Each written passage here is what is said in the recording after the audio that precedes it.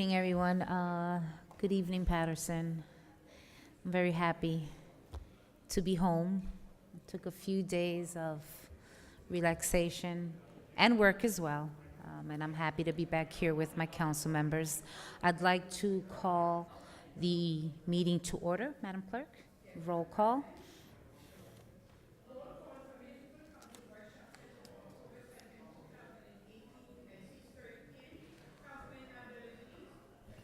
Here.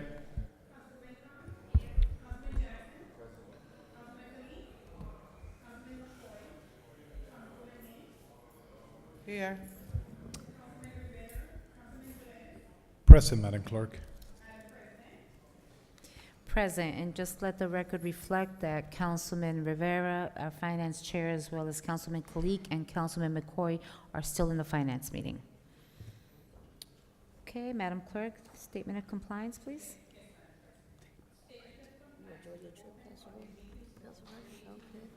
I gotta get Jerry, so I gotta go to my office, I gotta get Jerry, so, okay.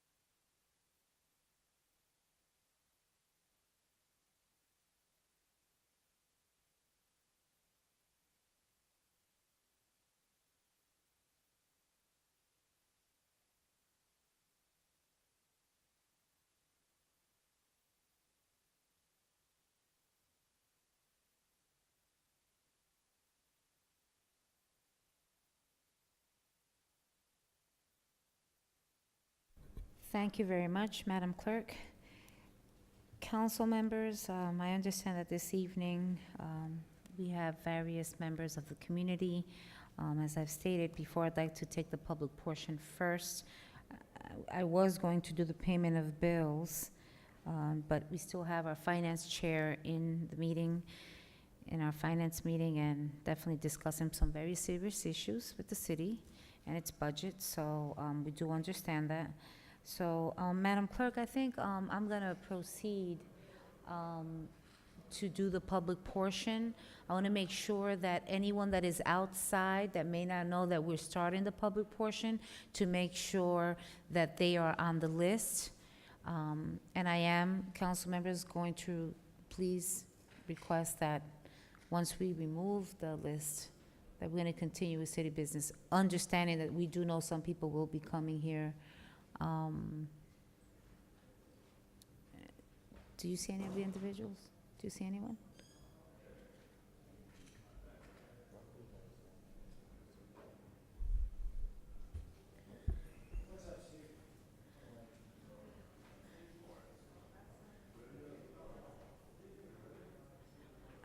Javier?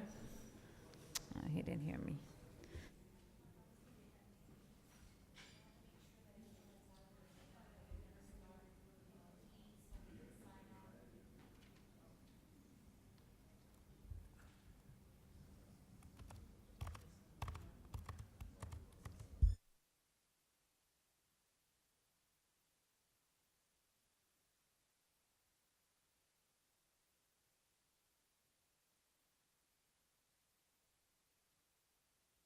All right, Madam Clerk, I have a request from our Human Services Chair.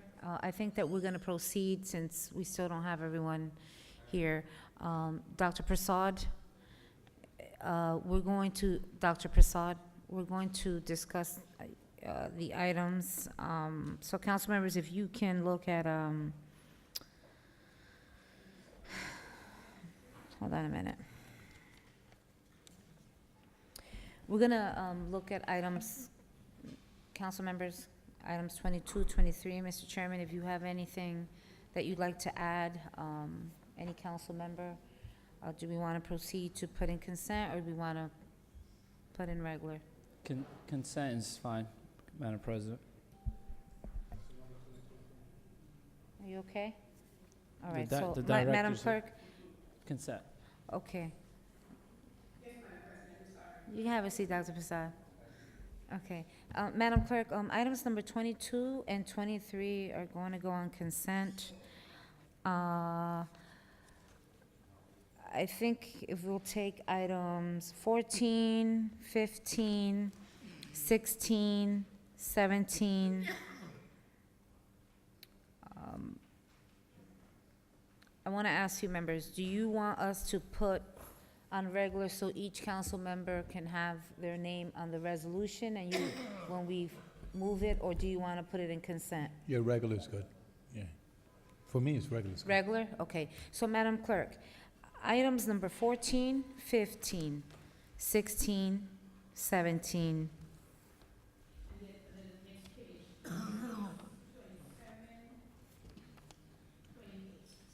Correct. So 11, 14, 15, 16, 26, 27, and 28 will all go on regular, so each council member will be able to move.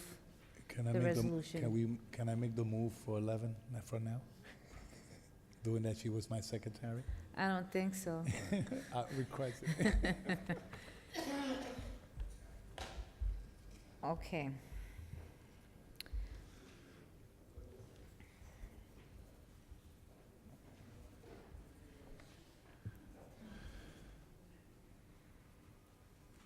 God, we don't have our DPW chair here yet. I'm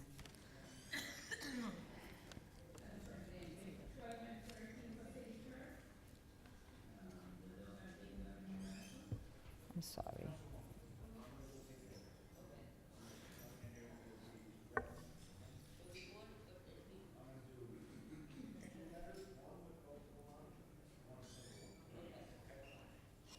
Are you coming No, back, Director? I want us, no, items, I mean,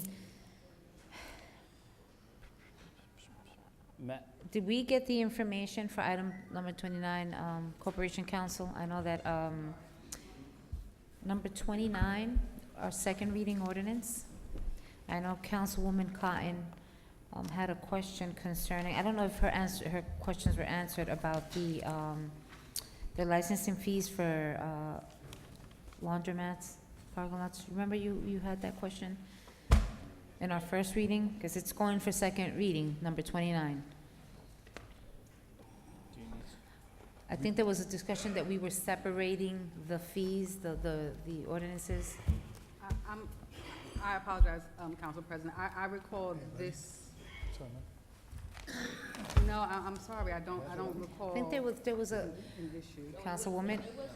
It wasn't this one? Okay, because I know you were talking specifically about laundromats and going back out and, you know, about fees, and if they didn't pay for 2 or 3 years, if we go back and charge them for every year that they did not pay. Do you rec- Yeah, that was the one. But you had a question specifically about laundromats. Okay, Council President, all right, so we're gonna then move forward with, I think that was clarified that same night. The director says that they still, that's the practice that they have, that they go back if they didn't renew it, and that time they charge for that years. okay, so then we'll proceed then with our second reading. Right. Madam President, there's, Councilman there's Abdelaziz? one item that we didn't look at while the director's still here. That's number 10, Hold on, hold on. for Health and Human Service Oh, that we there's a- discussed. It's a first reading ordinance. Yes. Okay, so you would like to have a discussion on that? No, I don't have anything to say. We discussed it in our committee meeting. The director explained why this ordinance is, the change in the fee structure. If any council members has any questions, the director's here before his items are done, so. Actually, yes. Dr. Prasad, I actually do. Yeah, Council President, are we gonna have a discussion before he comes up? No, we're just gonna take this last item, and Okay. then we're gonna Yeah, I have a proceed. statement to make about this one. This one, number 10. I just have a statement afterwards when you finish. They're not doing this.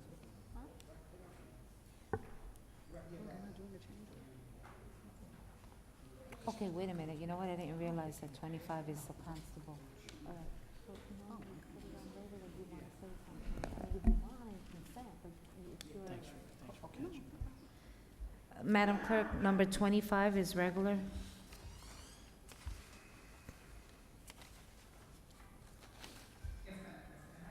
Okay, you do have that, right? Okay. All right, so, Dr. Prasad, item number No, they didn't 10. touch that. They're on 10 now.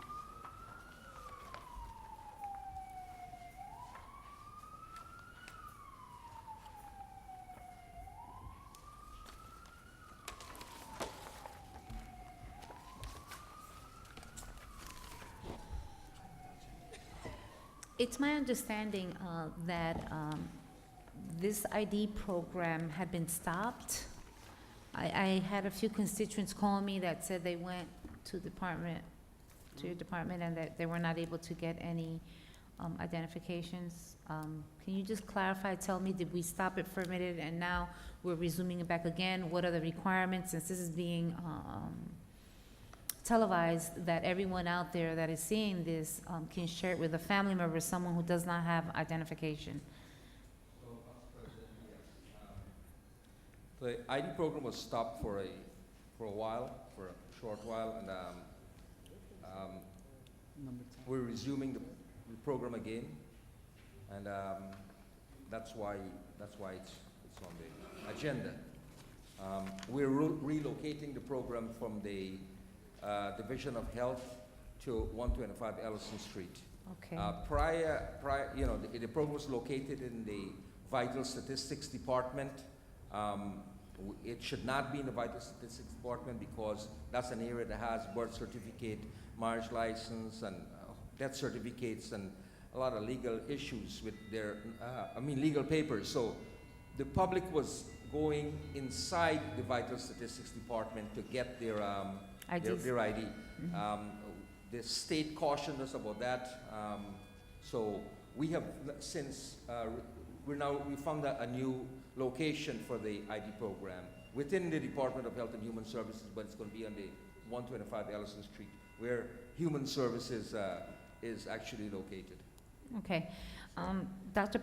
Prasad, on record, please, what documents does someone need to go and obtain this ID? Okay, so it's twofold. It requires proof of identity and proof of residency.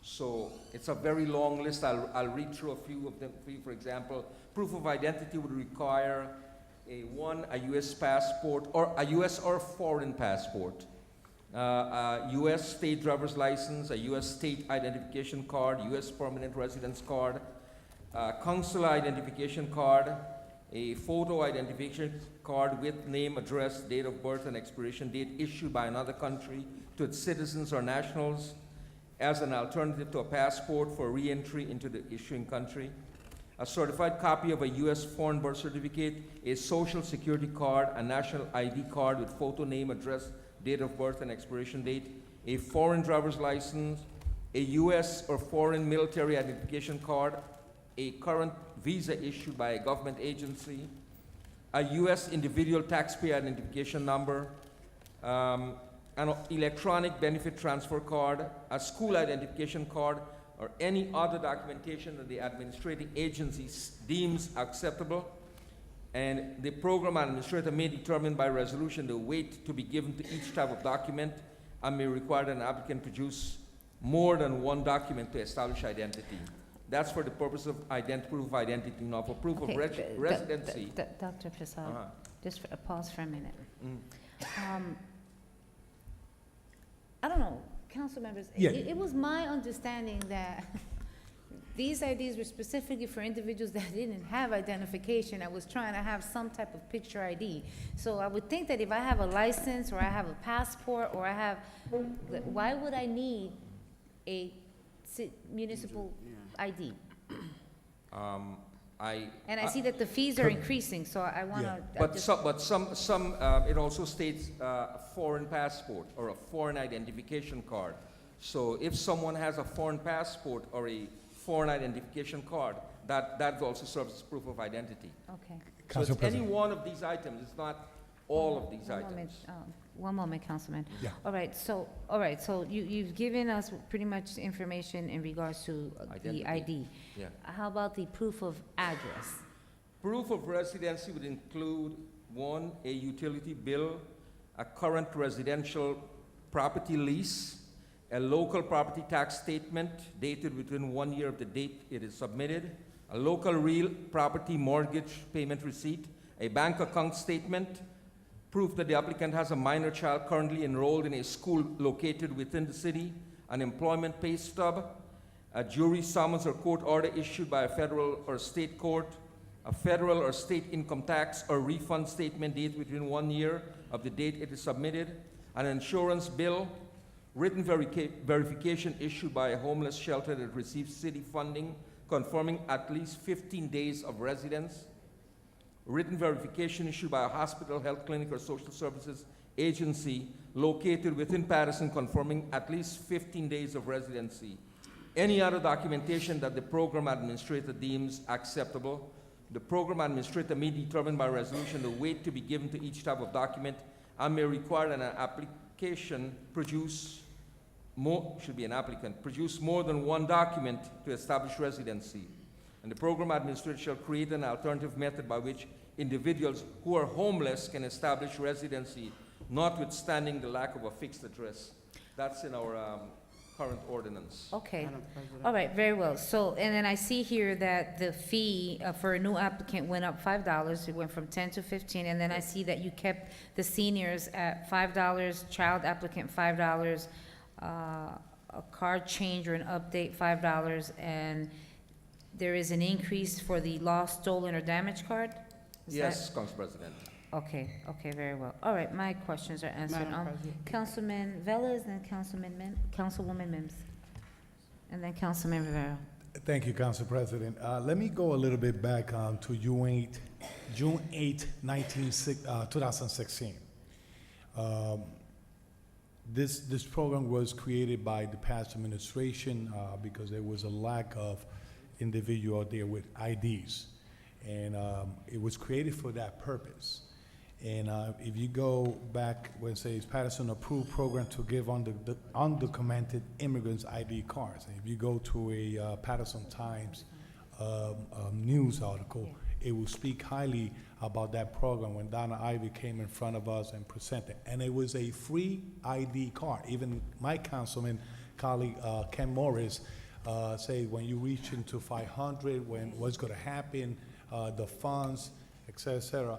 And he estimated that would cost money to the city to give a free card. Then they came back on June, I believe 2017, May 9, 2017, requesting that those ID will have a fee of $7 and et cetera, will not be charging people if they sign a waiver, et cetera. I recall all that conversation. Now, my investigation into the problem is that individuals that used to have that card, okay, from way back, used to go to the bank or you go to any places to get service, and that ID card was not enough.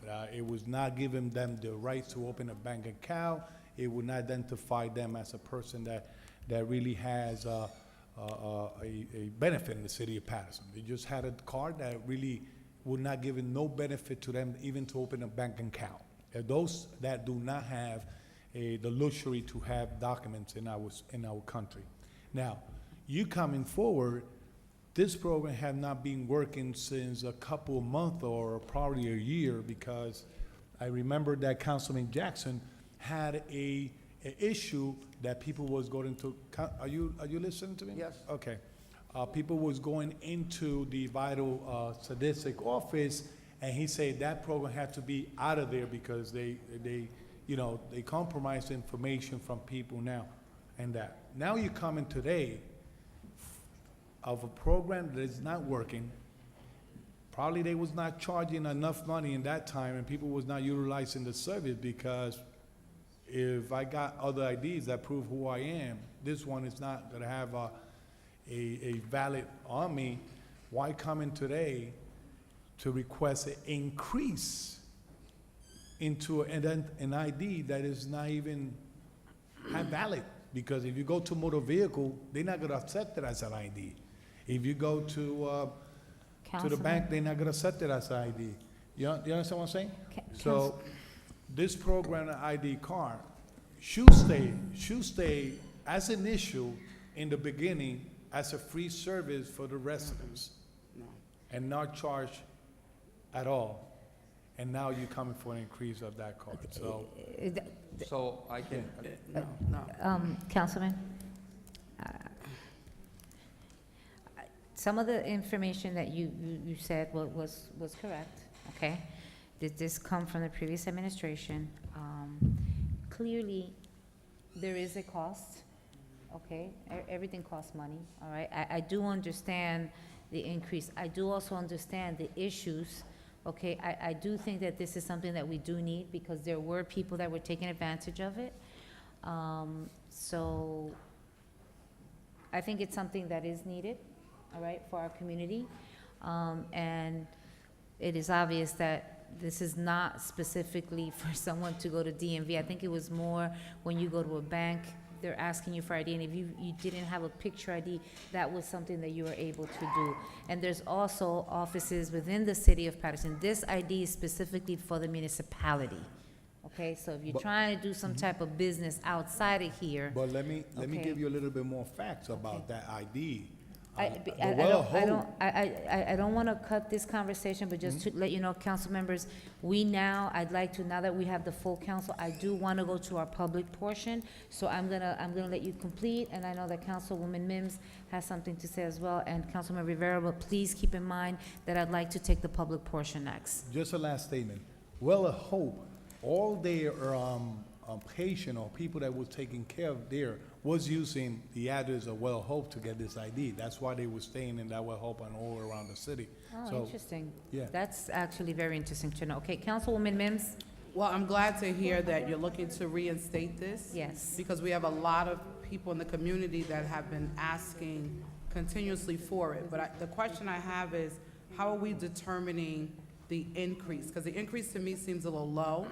How are we looking at the increase? Why is it so low? I know we want to be courteous, but I mean, who determined that? Like, what did you use as a gauge to identify the increase? well, we looked at the cost of the program. Basically, that's why we increased it for $5. One of the other reasons is that we found that people were losing their ID pretty often, and then they would then they would return to get a second ID or a third ID. They were losing the ID pretty often. We think that if we increase the fee, it may be a deterrent, so that people would probably safeguard their ID a little better. Those are the reasons, basically, why we're increasing it, because But I think as the council president said, there's a cost attached to producing these IDs. I think it would be prudent for us to look at some best practices in other municipalities at what their costs are. I think the cost is low. I'm not sure what it should be, but I think the cost is low. It may be able to increase a little bit. Maybe it's $25, whatever it is. But I think it's a great idea for us to make sure that we bring it back. Madam Council- President? Councilwoman, I understand that you're saying about the fee, but it was supposed to be a free, it was something for the community, but then we realized, listen, the cost on the plastic, have to you know, pay for there's a few things that were being incurred, so that's why they gave it a minimum fee. And obviously for seniors, only $5. If you Right. see the increases in it, I think it just went with someone new. For children, it was $5, and it maintained But I just at wanted that. to find out how we gauged it. Because if it's a minimal fee, why are we increasing it if it's so minimal? Like from 10, if it's minimal, we could keep it at 10. But if something has happened that caused the increase, I'm just asking, why are we changing Dr. it? Prasad? Madam President? Do you know the answer to Madam that? President? Yes. So as I said earlier, there are fees, there are costs associated with this program, and it's not uncommon for people to lose their ID very often. they have to come back again for a new ID. One of our reasons, as I said, for this increase is to take care of that.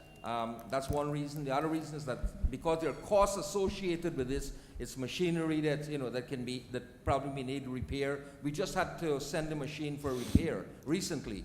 So there are additional costs that are involved with this, and we want to make sure that the program actually pays for itself and not dip into the city's budget without making a profit or something like that. So, Madam President? Councilman Rivera, Councilman Abdelaziz. Thank you. Dr. Pastor, I just have one question. You provided a lot of information to the residents regarding this program. What is the form of payments that are accepted at the Department of Health? it has to be money order. I think in the past, some cash was accepted. Today I had a meeting about that, and I said we are not, because it's not going to be in the Vital Statistics Department anymore, we're not going to accept cash as a form of payment. It has to be money order. The reason for my question, and I wish the administrator, $52.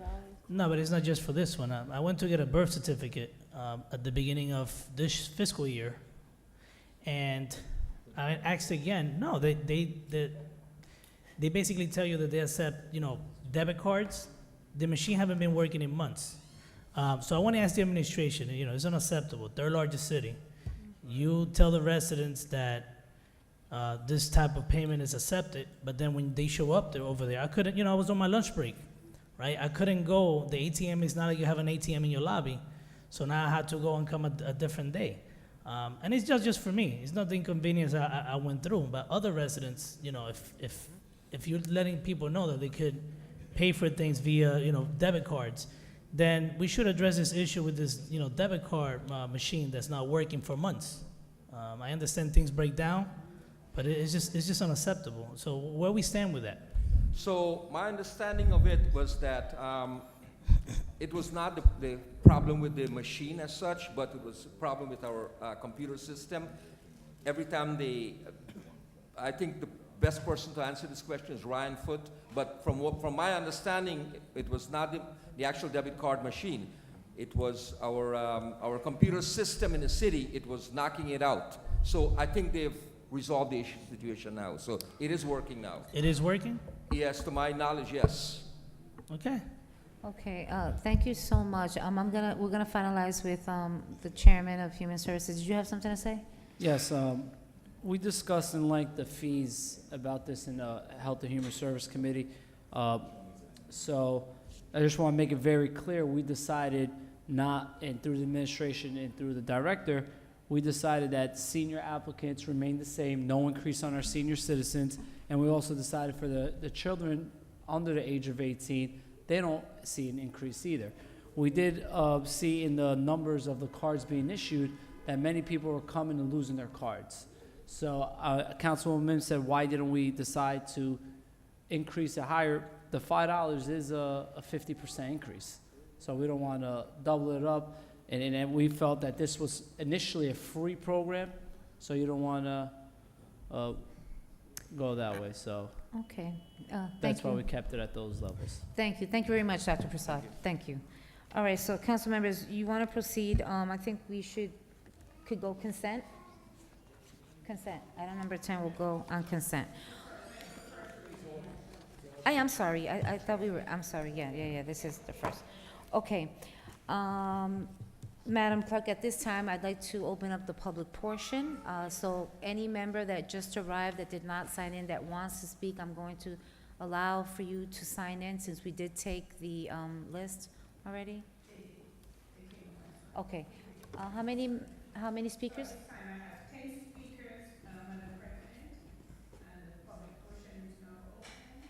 Okay. First speaker, Madam Clerk?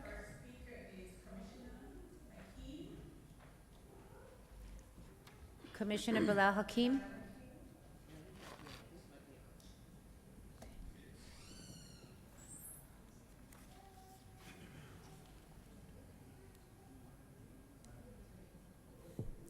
Thank you, Mr. Mayor, for being here this evening.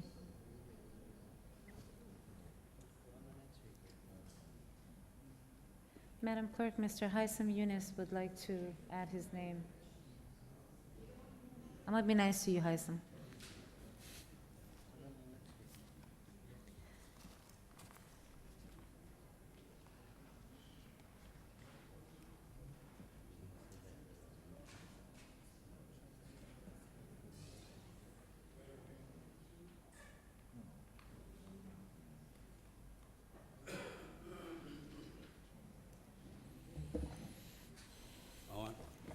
Good evening, City Council. Good evening. And the citizens of the city of Paterson. It's been a very long weekend, you know. First thing I wanted to say, you know, my mother, she turned 82 years of age, and I feel blessed to still have her to counsel me in my ear, lest I make a fool of myself listening to fools. I'm here tonight, as you all are aware, and most of the country is aware, of the incident, the police incident with Rayson Adams, also known as Pike, my nephew. And I did a Facebook Live earlier of the day, and I do not take anything back from what I said. I'm just making that very clear right now. Through the chair, would like to address the mayor. As I stated in my Facebook Live that I support this here mayor. I still do support this here mayor, but I'm not blindly supporting the mayor. Yesterday there was a meeting, a call together. They said, and quote, supposed to have been leaders of the community. I don't see that spectrum that I seen in that room as representation of leadership from the African American community. They seem to be all cherry picked, and I don't say that to broad brush everyone in that room, because everyone in that room was not there to kiss a ring. Everyone in that room was not there to take orders. Everyone in that room was not invited. I think that the fact that I'm in this equation as a relative, and all of the work, my legacy of work in this city, to make it a better place for all of us warrants that right.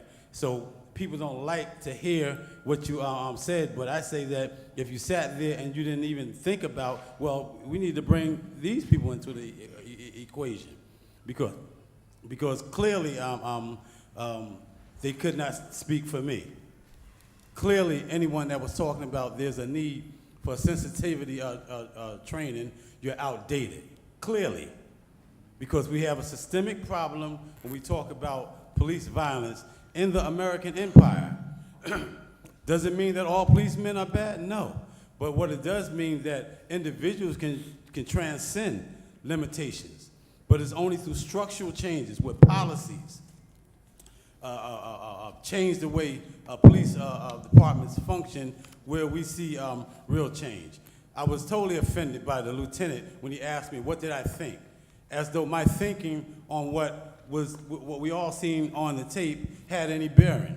When does that ever come to the equation, what you think? They wouldn't even allow that in a court of law. So what the mayor called for, he said he's calling for an independent investigation. I'm saying this right here. Because some other news had just come to me, and I'm privy to it, and I won't put it on out there, but it's disturbing at best. But I would say this here, that if there's going to be any type of independent investigation, it should be the Attorney General coming in, not the prosecutor's office, because the prosecutor and the police department, they just have too much of a rosy relationship. It's like a husband and wife relationship. The husband is not going to testify against the wife, nor the wife. And I know that some of the people like to play plantation politics. I'm not about plantation politics. I'm about combat politics, where we get change, real change, structural change. So this is why I came down here, and I came to let the mayor know, as I said in the Facebook Live, yes, there was a 90-day breather. He's new in, I'm supportive of him, but the honeymoon is over, because to call that meeting and knowing that I conversate with you on a regular basis, I talk to you on a regular basis, you know, You wish me well on my birthday. I wish you well on your birthday. You give me the Eid greetings, and I thank you for the Eid greetings. And then not to reach back out, I feel slighted. So I do not care who is offended. There are many people that agree with me and some that don't agree. And there are many that I agree with and that I don't agree with. And it's okay for us to disagree, long as we're disagreeing based on principle. But no one is gonna get in my face in any type of disrespectful way if they disagree. You're gonna do it very respectful. And that's across the board for everybody, man, woman, whoever. So I simply just came down here to say that, you know, they brought into the equation that the issue of black on black crime. And I want to say again, stop this silly talk about black on black crime. In fact, you don't even know where this was constructed at. And you're constantly using it. The bloodiest war in history was the Civil War, and no one characterized it as white on white crime. Stop this here foolishness. Throwing this into the narrative every time there's an issue. Throwing it into the narrative as though this is what we should be focusing at.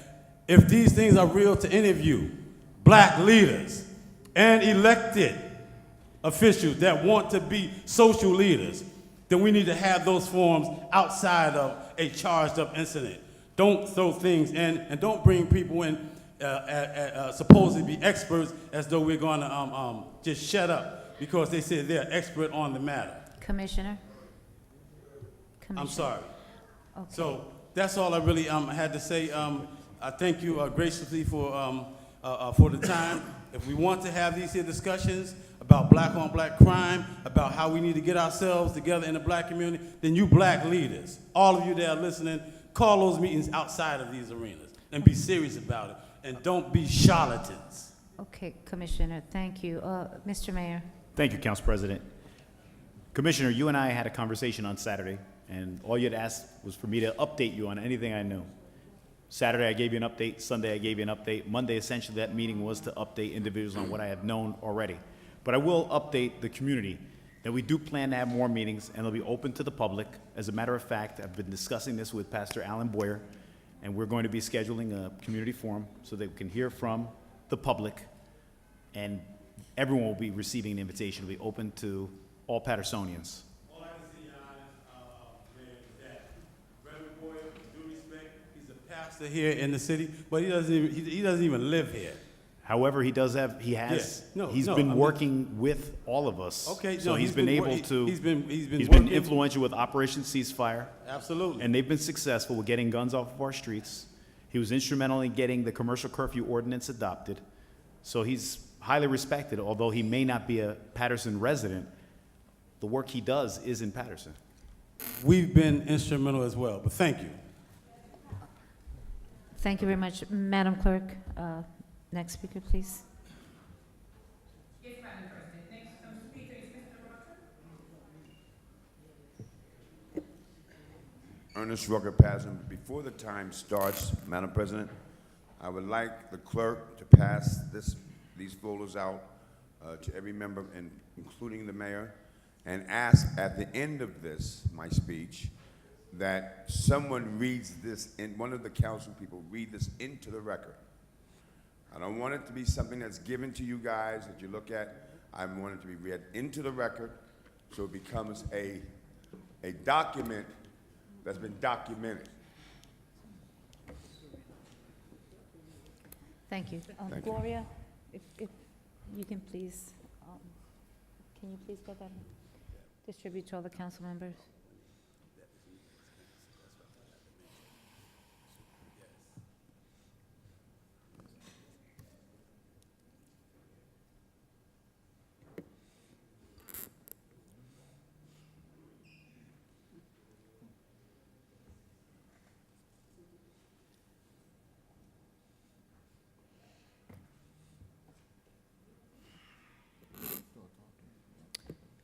Madam Clerk, we can start.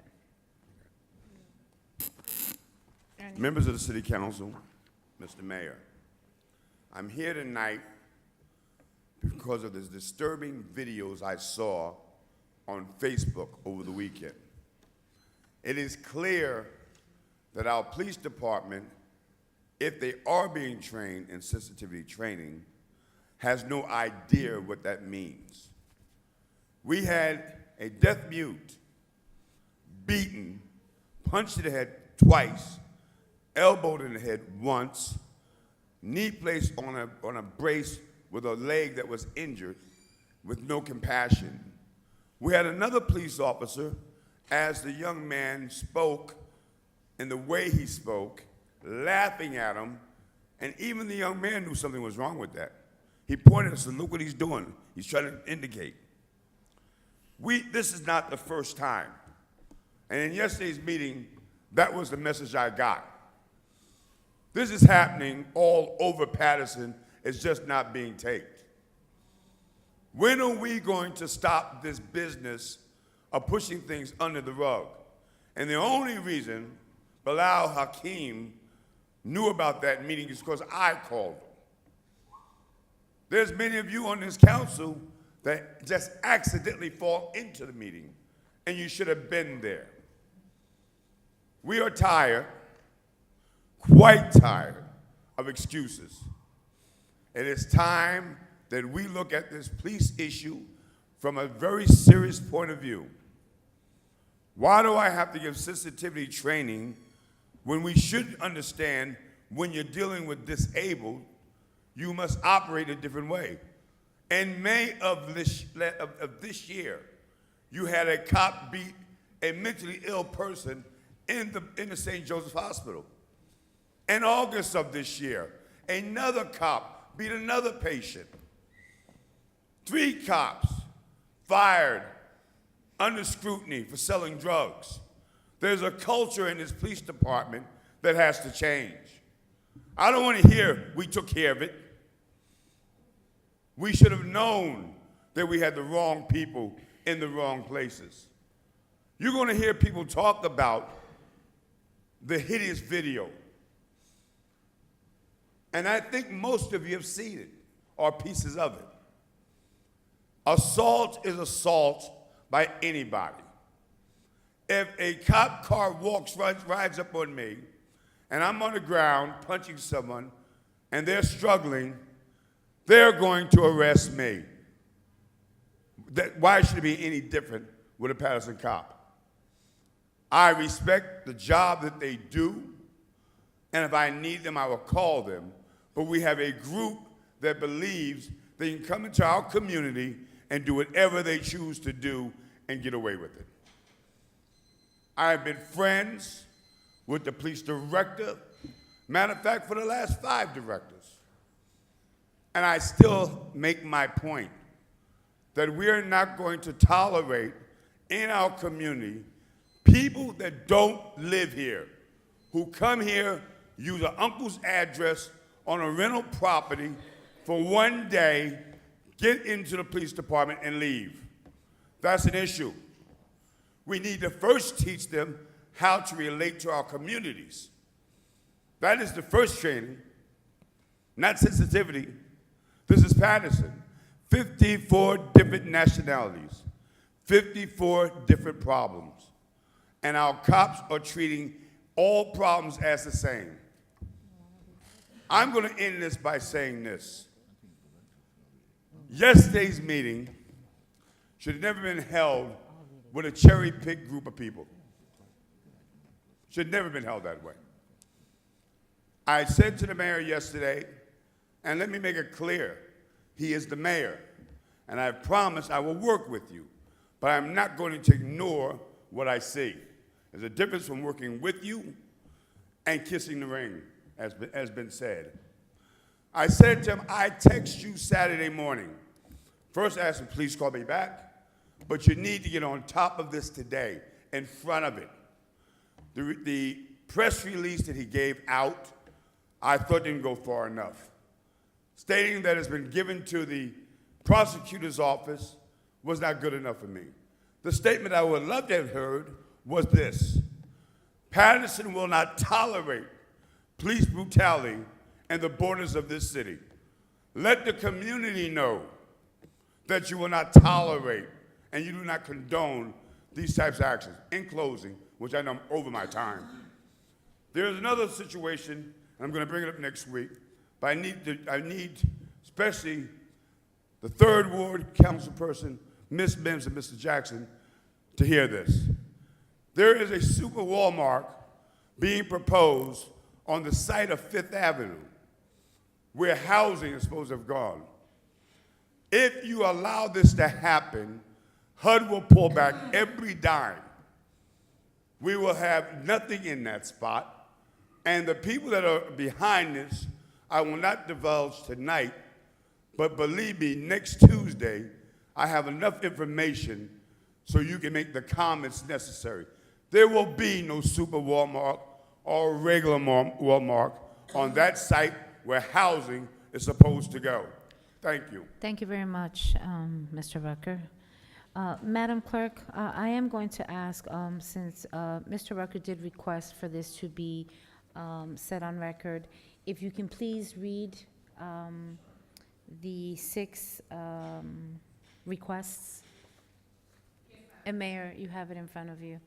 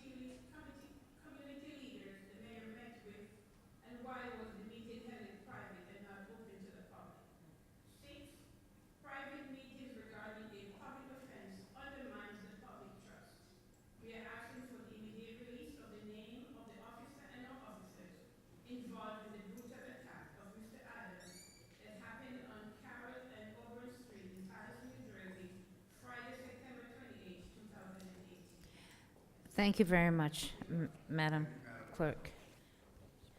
Okay, next speaker, Madam Clerk.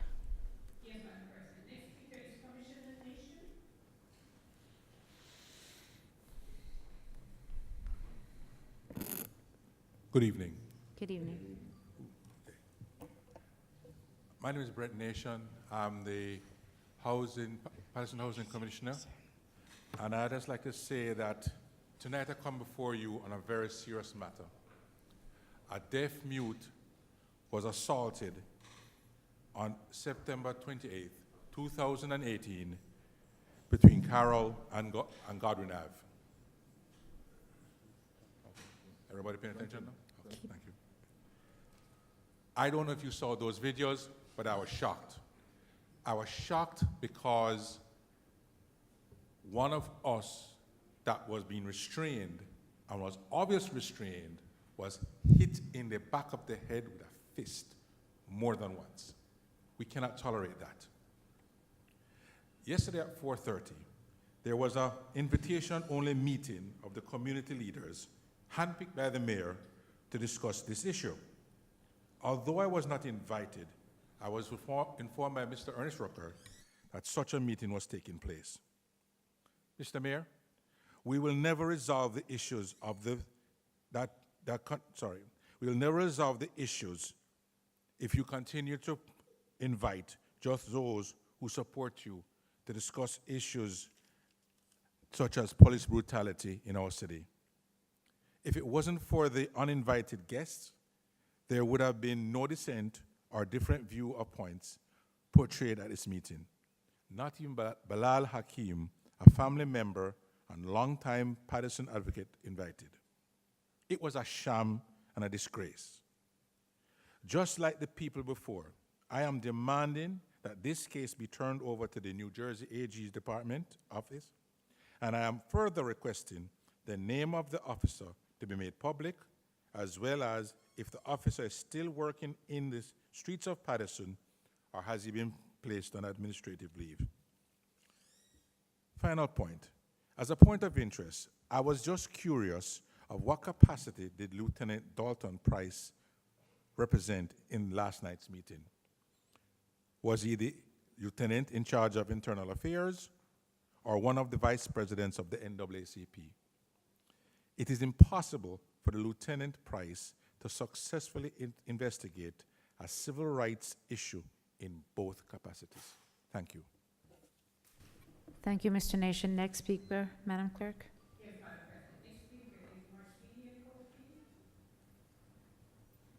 Good evening, City Council, Mayor Saya, and our residents of the City of Paterson. I have two issues. One being the parking issues in the City of Paterson. The third largest city is densely populated. One house may have up to 4 or 5 drivers.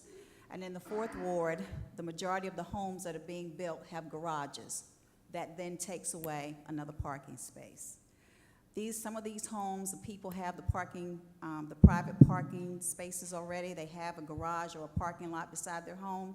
They don't use them. They park on the street, which takes away the parking from the other residents on that street.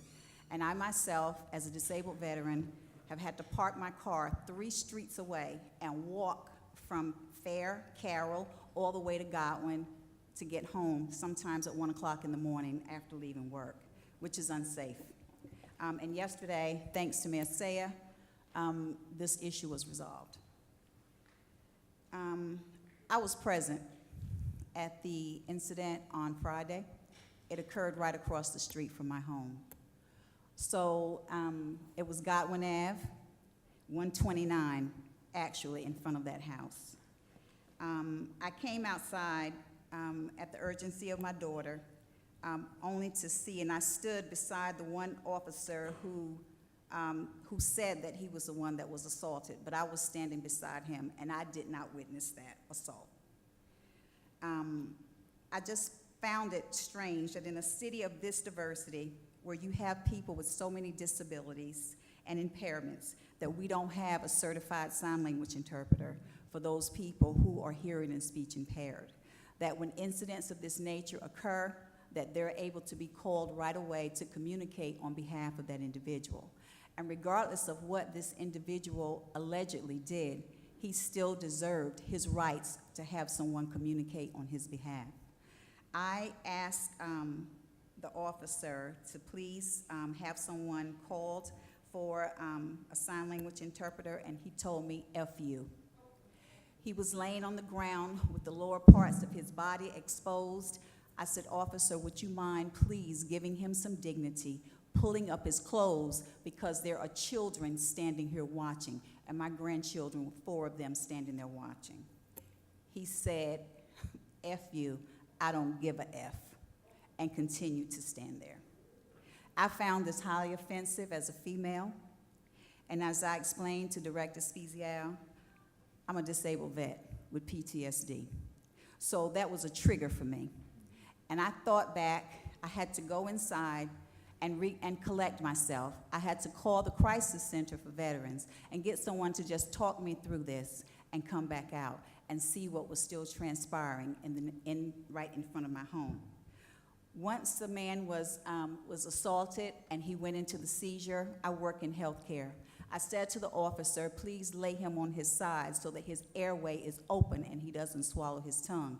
You don't have anything to hold the tongue.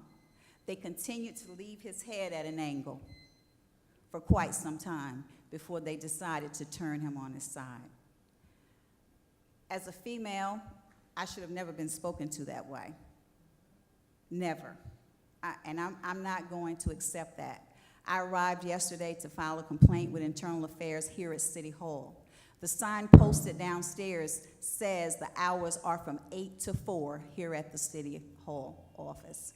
There was no one here when I arrived at 9:30. I then walked over to the police precinct. Why am I walking over there when the office hours say 8 to 4 here? So where are you that you're not here at 9:30, but your office hours say 8 to 4:30? So someone has to be accountable for this.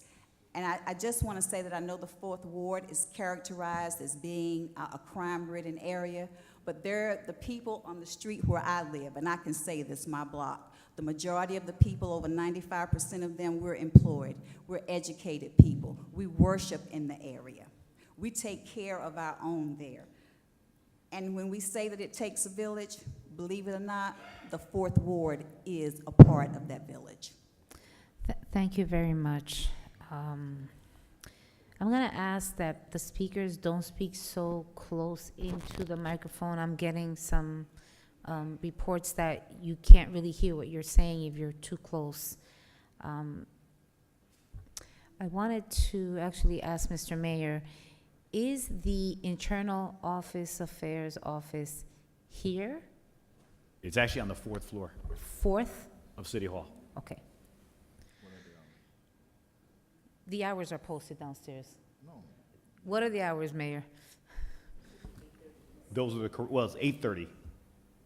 8:30, 4:30. I know there's a sign Yeah. downstairs. I thought that it said 8 to 4. I believe it said 8 Yeah. to 4.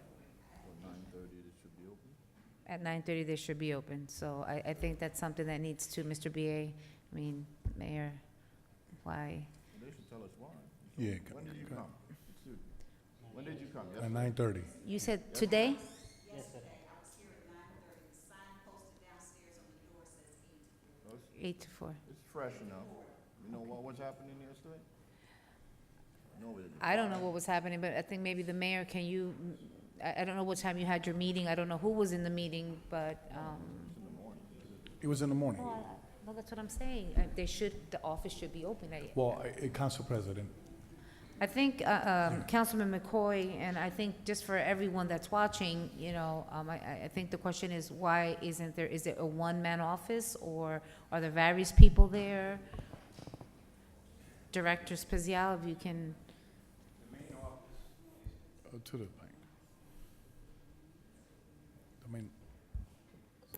The main office is in police headquarters. That's right. This office is manned with either one or two officers if they're not in the field. But you have both offices where, in order to conduct an internal affairs investigation, it takes witnesses, it takes statements. So they're not always going to be in the office. A lot of their investigation is going to take them into the field to investigate. Some people don't want to come into a government building. Some people want to have anonymity. So there's, you know, it's a flexible time schedule. Although the office is open, they will get there or be there at the specific time, but if their investigation takes them out into the field, they go out into the field. That's pretty much the way it works. Madam President. Okay. Madam President. okay. Councilwoman Mims, Councilman Velez.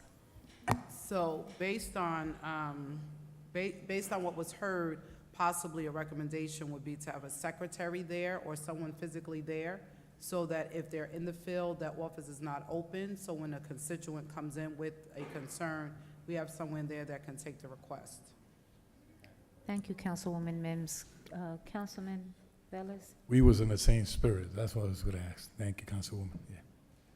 Okay, very well. Thank you. You know, we can also post a phone number there, so they could always call That's not going to right help, to Councilman. communications 24 hours, and we could have somebody come here if somebody is waiting. I think probably, I would probably suggest, I know we have an issue with the budget in the city, so we exactly. know I we're was not gonna gonna be say. able to get, so let's keep it real. We're not gonna Maybe have we an could put a additional phone number secretary up there. this way, But it's I think 24 hours. probably what the suggestion would be, and I think, Mayor, I don't know if you would agree with this, is we do have a constituent services, director here, the person, so maybe that office should have That's a good come to the second floor, meet with the constituent services officer, then he can relay information or kind of guide the individual that's already there with a complaint. Council President, That I would work think for that's it's not allowed based on the information. That's what they told me. When there's a complaint with the police or attorneys of affair had to be involved, a municipal employee cannot get involved between the interview or whatever before giving the information to the... Councilman, the same thing goes for a secretary. Well, secretary works confidential with the police. It's all different. But I don't think, and I don't want to, with Councilwoman Mims, I think it's a great idea. I think the issue is, let's keep it real, we don't have money, so we're not going to, so let's not mislead and say we're going to have someone, we're going to hire someone to do that, because we're going to have to find the monies. And I'm sure next week you're all going to find out, how much of a deficit this city is in. So, I'm thinking of resources and shared services, and I'm not saying for the constituent services person to handle the situation, I'm saying to guide. If someone comes here, there should be someone speaking to that person and guiding them and letting them know, listen, this is your next step. I'm not saying that they should take care of it. That's not, so I'm in agreement with what I think we're all on the same page when it comes to that.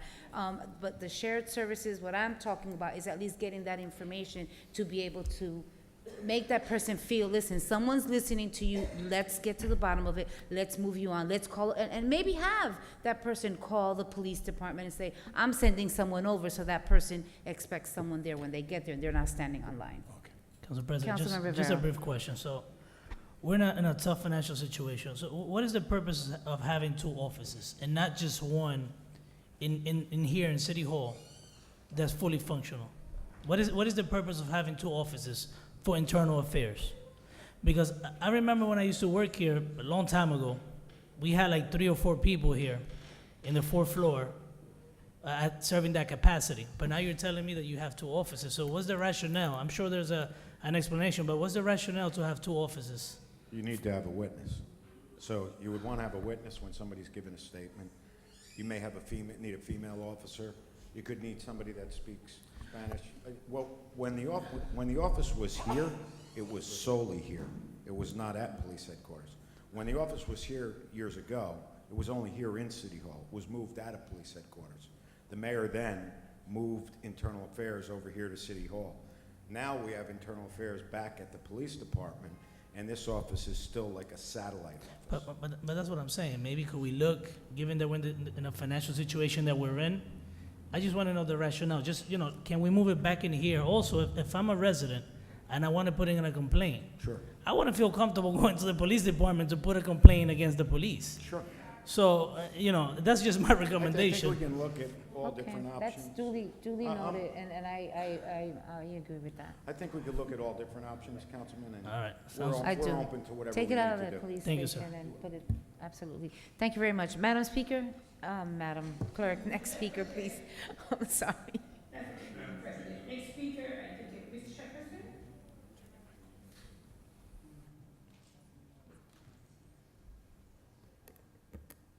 Please give your name and address, please. My name is Myasia Shepson. I will be graduating from Eastside High School to pursue a career of nursing. Can you speak into the microphone? I can barely hear you. My name, right there. My name is Myasia Shepson. I will be graduating from Eastside High School to pursue a career of nursing. I'm here also to discuss the brutal video and/or videos I witnessed on Facebook. As a young person, I had been taught how to interact with the Paterson Police Department. It is really sad that they were not taught how to interact with us. Many people have different points of view on a video on Facebook, but all I saw and always will remember is the brutal attack on a deaf mute. There is no community policing in the city of Paterson. What we do have is police officers that will use foul language at you, but if you return that language, you will be under arrest. Where is the justice in that? This is a sad day in the city I was born in, known as Paterson. Too many times after a police officer brutally attacked a citizen, I read or found out later that the attackee had been charged with assaulting a police officer. Please, ladies and gentlemen, do not believe because we are young, we are not seeing the injustice. Thank you.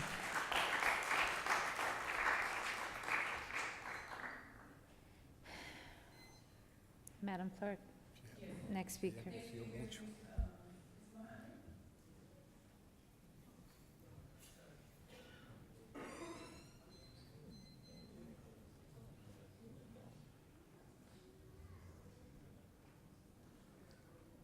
With God's name, good evening.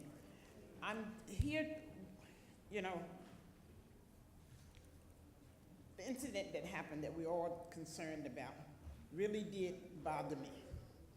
And not only because of what I saw, but it was because of the fact that we just act like we are numb to the fact that these things are going on. When I sat in that meeting, although I was not invited, but when I sat there and I thought about the conversation, was as if we just have to, you know, relax and know that sensitivity training is coming and these things are gonna happen. I'm really up to here with hearing that, because when is it coming? This is not the first incident, and it won't be the last if we keep acting like it's okay. It's not. And I don't care what we say or think or not like about somebody, wrong is gonna be wrong no matter who it is. And when it's right, it's right. And Mayor, this thing is not right. And we have to admit that. But I didn't hear that in that room. It was like, okay, we turned it over to the prosecutor and we're gonna allow them to do their investigation. It's like we didn't see what we saw, so let's wait until somebody make us think we saw something else. Wrong is wrong. The other thing I wanna ask, I know all of you have committees, but what committee is it that handles when a road is being resurfaced or whatever you call it? Who's in charge of seeing whether or not that is being done correctly? Because I'm gonna tell you, all of you need to go right here on Cianci and right there by the Salvation Army. That has been done over and over and over and over, and every daggum time it's done, it's a mess. And they're doing it now. And you go up to this point, and then you back up like this, you don't see this part, so let's just fix this little bit right here. What kind of sense is that? So who's in charge of that? Because you gotta have somebody that's doing something other than saying it's okay, because it's not. The last thing I want to say is, whenever we have, and I know the last time I came in and we were talking about the things with us as seniors, and I want to, through the chair, to Councilwoman Cotton, if you were able to reach out to any of your legislators to see whether or not there's anything that can be done legislatively to help us as seniors with this rent freeze. I had a senior come up to me the day and said, Mohammed, I saw you at the council meeting. You think they're going to do anything to help us? I said, honey, only God knows whether that's going to happen. And he said he had reached out to the legislators too. He had even reached out to Pasquarello. I said, I know Councilwoman Cotton said she was going to do that, whether or not that happened, but I will ask. So have we gotten any kind of anything in that direction? Councilwoman. I'll wait till you finish. Okay, I'm done. Okay. Oh, I reached out to Assemblyman Wembley and Assemblyman Sumter, and I haven't gotten the answer yet because you're looking for a rent freeze. Right, and I remember I get several calls sometimes, and I say to seniors, even if you don't get an increase, you still get that 3.5%. So I'm waiting for Assemblyman Wembley to get back to me. He hasn't gotten back to me because they might need to put a legislation together to But put this in I took place. the paperwork that New York gave us as to how they did it. Oh, New York? Yeah. Okay. I gave it to them, and I took it to housing. That's what they said to us when we went to that meeting. Give us the paperwork, and we'll see what we can do. We went and got the paperwork. When we came back, she said, oh, that could only be done legislatively. Right. So Through the state. Ms. Mohammed, give me that copy, and then maybe I can walk it through. Okay. To one of the legislators, because it has to be done on the state level, Right. and not the county level, not the city level. I took it to Okay. Assemblyman Benji's office, but I'll give you a copy of Yeah, what I give me a gave her. copy, and then maybe I can help, we can walk it through. No problem. You know, some kind of way. No problem. Thank you. Anybody gonna go down here on Council President. Thank you, one? Councilwoman The Cotton. Thank you, Ms. The Wahida. DPW What did you say? chairs, Anybody want to come Councilman down McCoy. where? right here? Oh, that's what you had to, What is the memorial come around by Salvation Army right there? Yeah, we know exactly where Van that is. Houten? Right. That's on the DPW. So DPW director is around here somewhere.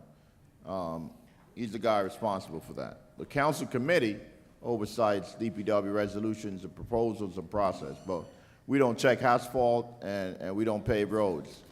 But the administration does, and the DPW director does, and the city engineer ought to be charged with making sure the quality of work that's being laid down for the money we pay, we do. We approved the $38 million bonding to get the roads done, but the administrative function is to make sure that it's paved well and the money is spent well. So, Mr. Rodriguez will double check that for you. Madam President. Council President. For all Okay. of us, anyway. Council President. All right, I'm gonna allow Councilwoman Mims, but please, council members. It will be if- very quick. It's quick. Ms. Wahida, if you're gonna stay around to the end, or I'll give it to you, but in 2017, there was the legislation that was passed through the Assembly bill for senior property tax freeze for homeowners and renters. So there's an application process, you can do it online. It's been available since 2017, I will give you that data, and then we can pass it out to the residents as well. But it's under New Jersey taxation, on the Department of Treasury, it's called the Senior Freeze Property Tax Reimbursement. For taxes, but not for rent. But it's for renters as well. It's for both. So I'll give you the information. It's in the eligibility requirement guidelines. I will give you the data, and then we can just continue to give it out to the community. Councilwoman, Your colleagues and just I was bring gonna it say, to Councilwoman guidelines. Mims, make sure that you send all your colleagues that information as well, so we can share it with all of the rest of the constituents. As a matter of fact, we should post it up if that's Council not President. just for, Mayor. Council President. I was, Commissioner Mohammed left. so- Wahida? Yeah, the Ms. DPW Mohammed? director is going to alert the road I think inspector. the mayor wanted to address you. Yeah, well, he's about to tell you what I'm going to tell you. So he's going to alert the road inspector about the stretch of street that you talked about. Yeah, he gonna meet me there tomorrow morning? He's going to tell you right now. Thank you, Mayor. Councilman Madam Velez. Wahida Mohammed, I just want to let you know that one of our meetings with the seniors and Governor Towers and one of the representatives from the office, Bill Pasquale, was there. If you want, contact his office because he has a bill that will bring increased Social Security and funding for seniors, and he has that bill on the floor now in the federal government. If you want to call his office to give you the whole bill, it will be healthy to inform the citizens. Yes. The mayor was there, I was there in that meeting, and the person represent Bill Pasquale in the office brought that flyer in, so I have it at home, but if I will have it, I'll give it to you, but Bill Pasquale's office has that. It's a bill that is on the floor right now. Okay. Thank you. Okay. Thank you very much, Councilman Velez. Have a good evening, Ms. Mohammed. Okay, Councilman Rivera wanted to make a statement, actually ask a question. Mr. Mayor. I have a question. You said a road inspector? We have road inspectors? Yeah, for this specific purpose, the paving of the roads. Well, I have a concern, and we voiced our opinion regarding having engineers in-house to oversee a lot of these projects. I want to put it on the record. We have a contract we hear of almost $1 million. Yes, we're aware. And we outsourcing the service, but then we have road inspectors instead of having an engineer oversee these projects. I have a concern. This is a big investment, $30+ million to repave our roads, and we have a road inspector. Is this person been trained? What is his qualifications? We I can need get to you know. we can provide the resume for you. Thank you. Thank you very much, Councilman Rivera. Thank you, Mayor. Madam Clerk, next speaker, please. Yes, Madam President. Next speaker is Ms. Farrar. Ms. Farrar. Good evening. Your name and your address for the record. Thank you. Yes, Sylvia Farrar, 10 Angela Place, Paterson, New Jersey. I came here to propose primarily with the issue, to talk about the issue that did happen on Friday with the gentleman with the disability being assaulted by 4 officers. And I'm also a member of Operation Ceasefire in the city of Paterson. And no, I was not invited to the table either. So,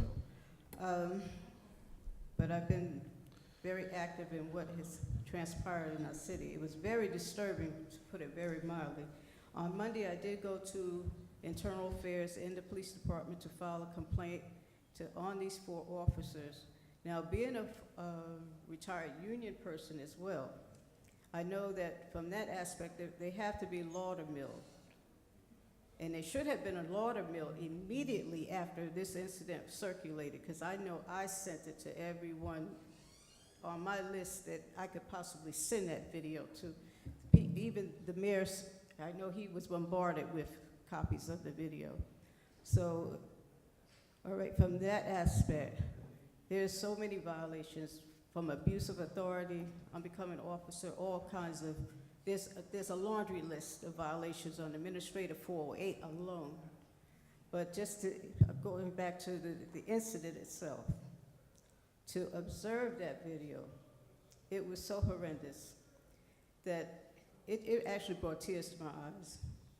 Then, okay, people spoke about the different aspects of this, and how the gentleman was beaten, he was punched, he was kneed into the brace itself, his clothing was pulled down in the struggle of what was going on. He was maced on the ground with his hands behind him. The gentleman, the officer, was on top of him, knee across his chest. He's turned this way, and he's macing this man. The man is in a submissive position. He's being maced. Children are even observing this. We worked too hard to build a community relationship for these 4 individuals to destroy it. In an incident that happened, there was and no one even mentioned the part, there was a sexual abuse that happened. While this gentleman's pants were pulled down, the sister's saying clearly, pull up his clothes, pull up his pants are down, his genitals were out. The officer then, I don't know what triggered his crazy mind, he jumped on the back of the man. Am I the only person that saw the sexual assault? That's sexual assault. His buttocks was exposed. The officer had straddled him in a position to penetrate him. Now, who didn't see that madness?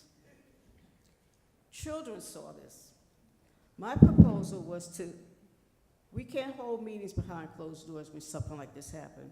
Children were traumatized, people were traumatized. I can't believe this happened to a human being. The meeting has to be held on Godwin Avenue where the incident happened. We have lights, we have speakers. We can do this, the sun doesn't set that early.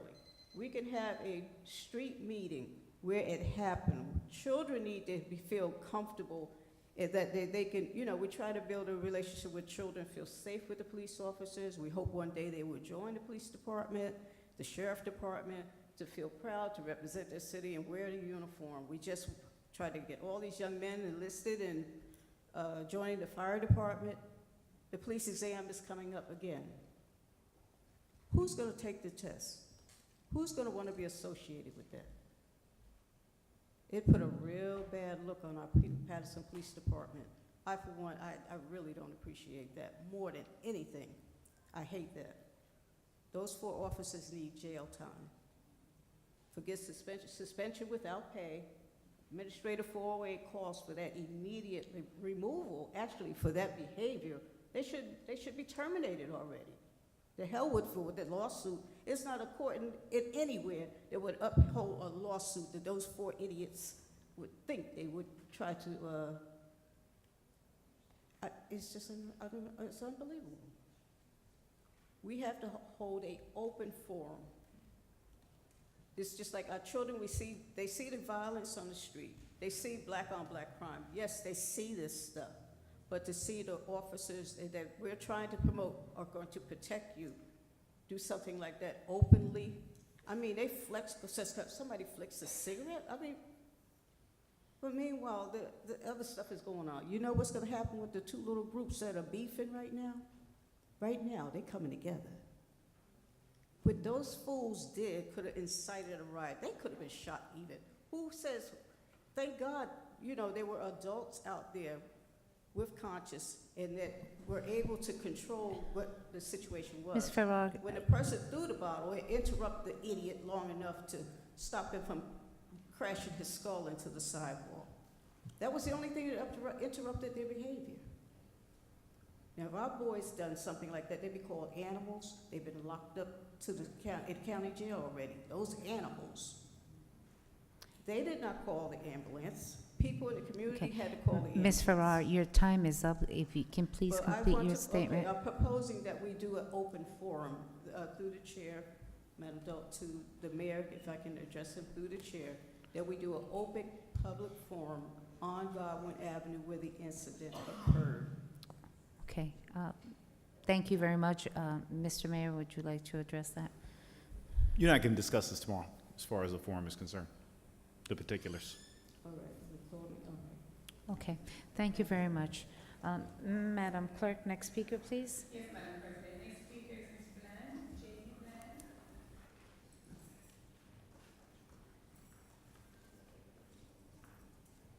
Good evening, everyone. Jamie Bland. Good evening. And I just want to let you guys know that I am here as a part of the solution. And yes, I was one of the people that was chosen to be in the room, and I know that I am qualified, if not overqualified, Jamie. to be in the room or in the chair. But I just want to make it clear that I appreciate that you called us yesterday. And I know you missed some people, so that what they should have did was came in anyway. They should have called you and had a one-on-one, because that would have been better. But one thing that I do know, I don't have energy to argue about who was in a room. My whole thing is that I'm very hurt about what happened with the police. However, the only consolation that I could get is because I know that this is not a norm. And I do know that Director Speziel and Mayor, I know your heart. You're not gonna be around, hey, and loving everybody, and then you really don't care about what happened. So my thing is, you're human. The director is human. I asked to get some information. We were in a room. You guys called. I didn't even know other people were coming. But my whole thing is I have to report to the community. And I want people to remember that I have been out there with boots on the ground since 1993 with Cecile Dickey, then Anatella Farah. Then, since 2000, I've been marching, and now as a chapter leader under Nan, this is my life. So never count me in the equation. I'm always gonna be in the mayor's office. I'm always gonna be following up with the police and everybody else and with you guys. So I only come here because I really don't have time because I'm working. But I only come here either because I'm pissed off or because I wanna say thank you. It's no in between with me. So, because we were privileged enough to be able to get some questions out and get some answers, Dalton, and like I said, the director, the chief, I already know they arrested 3 corrupted cops. So I'm still saying I got faith in God and have faith in them doing the right thing, because it's in the Attorney General's office and it's in the prosecutor's office. It was dead wrong, and of course, I'm hurt like everybody else, if not more so, because I've worked with 3 generations of families in this community, so I know everybody except for the newborns. So every phone call comes to me as a crisis unit. Because the people I done raised, now I got Jumpstart people that was in the program from 2000, I got their kids. So yes, I'm emotionally affected. However, I am hoping and praying that everybody could get over the room, and you understand, and I see now, that you know that you gotta have it open. But I hope that that decision, whatever come up with this Attorney General and with the prosecutor's office, is to the benefit of this community. Because the police department, we don't need that, and it's not gonna end. It's just gonna be no justice, no peace. And this is nothing personal, but this is what it's gonna be. So with the good heart that I know you before you sat here, I know the director and that chief, and I know the council. Probably help get everybody here. Take it to a whole nother level. This is different. I need y'all to make a decision with your heart, not with your mind. Thank you. Thank you very much. Next speaker, Madam Clerk.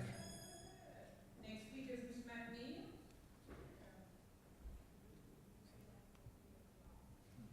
What the lady waiting for? Ma'am, what the lady waiting for? The lady. Ma'am, you're standing. I saw that you wanted to speak. Are you a family member?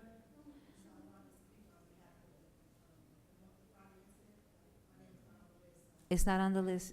You can proceed to Miss Gloria and give her your information. Yeah, that's so too. What the hell? Patricia McNeil, 38 North 3rd Street, North 3rd Community Group.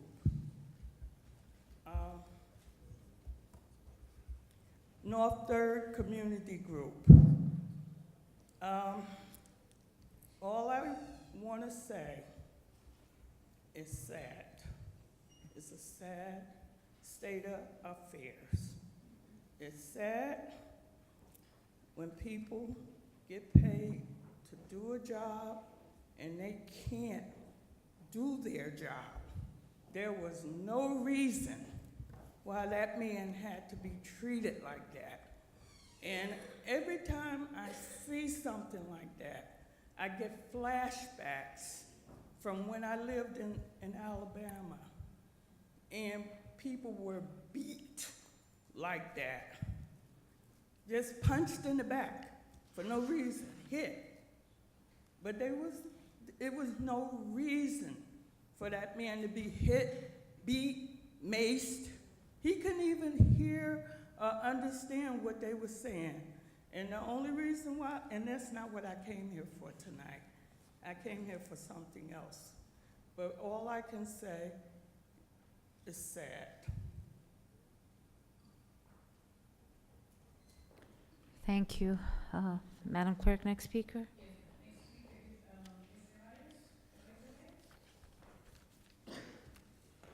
I know her as Elizabeth Faith. Yeah, I hope I got faith. Hi, everybody. Well, the reason why I'm here today is because about 2 months ago, me and Raquel Soto brought to the table, to Andre Sayer, the mayor, that we had a support group with disability. Our proposal was for him to hear out that Raquel has, with the city and the Board of Education, she's defeated about 30 cases and have not lost not one when it comes to special disability. That's including disability meaning deaf. And the mayor told us that he had someone already that was doing this case. Instead of making us feel welcome and telling us, you know what, Elizabeth and Raquel, let's meet up another day and let's listen out what's going on. I don't know if it's because I'm very blunt, Mr. Mayor, and you may not like my ideas or I come up forward, but I've been asking everybody how our children and the police and the council meeting should be meeting on a regular basis doing activities, not at barbecues, not at hot dog places, not just meeting the first day of school, interacting. I've asked you that, and one day you sat as a councilman and said, Liz, oh, I compliment you, and everybody said how you complimented, but I came to your office and you turned your back at me. That's how I felt. Me and Raquel came to you. Yeah, don't look at with that face. You did, because you never called us. You gave our number to call Wimberley, and special education is something that's very, very delicate. Well, what happened with his brother, which is my friend, bothered me. Let me tell you. When young men are trying to come up from the streets and see the police being brutal, what makes you think other people are going to do? If our own police officers that we pay our taxes, that we use to defend us, can't defend us but be brutal against us and our quality of life. At this point, I'm going through stuff with the Board of Education, and that's another thing that bothers me. Please don't tell me that you're pushing the type 2 issue. Type 2 or whatever it is, or type 1, you need to stay away from the Board of Education. You need to work with the Board of Education. You don't need to assign nobody here or anybody from the city. Everybody needs to have a fair equality where who they're gonna vote for, just like we did for you. That's very concerning to me. If you do that moving forward, I would find it very hypocritical of anybody that pushed that agenda. Because just like we voted for you, everybody that's in the Board of Education should have a fair fight that we do. If you really are a mayor, the superhero that we all think, you need to work with each other, even if you don't like what I say. And I've said it here about ethic training. We need to learn to agree and disagree. We're different nationalities here. We have different cultures, but when we cry, eat, and go to the bathroom, we all do it the same, and it affects all of us. You said yesterday at Channel, when you used the news, that your wife was a thing. I've been doing this for a long time. She's been doing it for a long time. Miss Jamie, it's my time and my generation. We gotta all learn together. It can't be a competition. It can't be an animosity against everybody.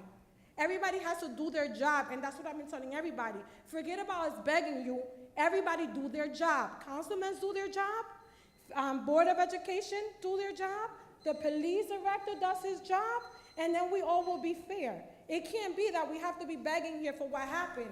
It should even be. So if we feel concerned, it's because the right information is not given to the citizens, and we are alarmed.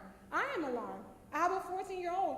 My daughter's 12 years old, and she's getting bullied by a teacher. That's something with the Board of Education. But if you guys, whoever's in the fourth room is kind, interact a little bit more with each school of your word, which I've been asking you guys, you will see how the youth won't grow up to be such savages.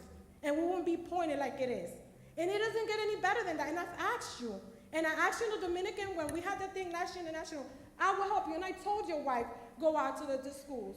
And I've called, and I'm not going to be begging for nobody. You guys know what's going on. Everybody has a job to do in their ward. Everybody, as a mayor, has to do with each school. Just like you did with School 25, Ms. Ruby Khan, you have your ward. Maritza, you got to do with everybody. Mr. Bill McCoy, Ms. Lisa Lims, you do, but everybody has to work together. You all have to do your job at your ward so the city could be one Paterson.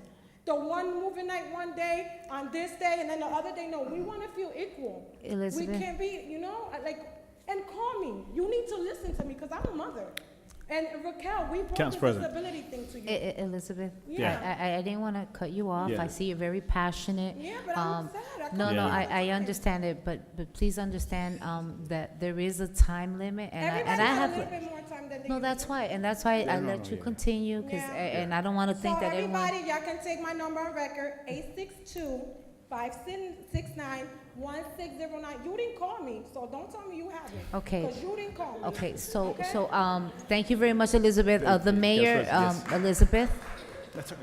Elizabeth, Elizabeth. No, This is, Elizabeth, I just want you to know that Yeah. that you're now done, and the mayor is going to address you, but you can't address the mayor I back. can't. Okay. yeah, but- Okay. It's not passion, it's yeah. good. That's actually not an accurate account of our meeting. My secretary was in the meeting. We took copious notes. We advised on what was needed to be done. Correct. We guided you into the right direction. No, we didn't. Yeah, well, we did. We did our part, and we took notes, and she followed through. As far as the type 2, hold on, you had your opportunity.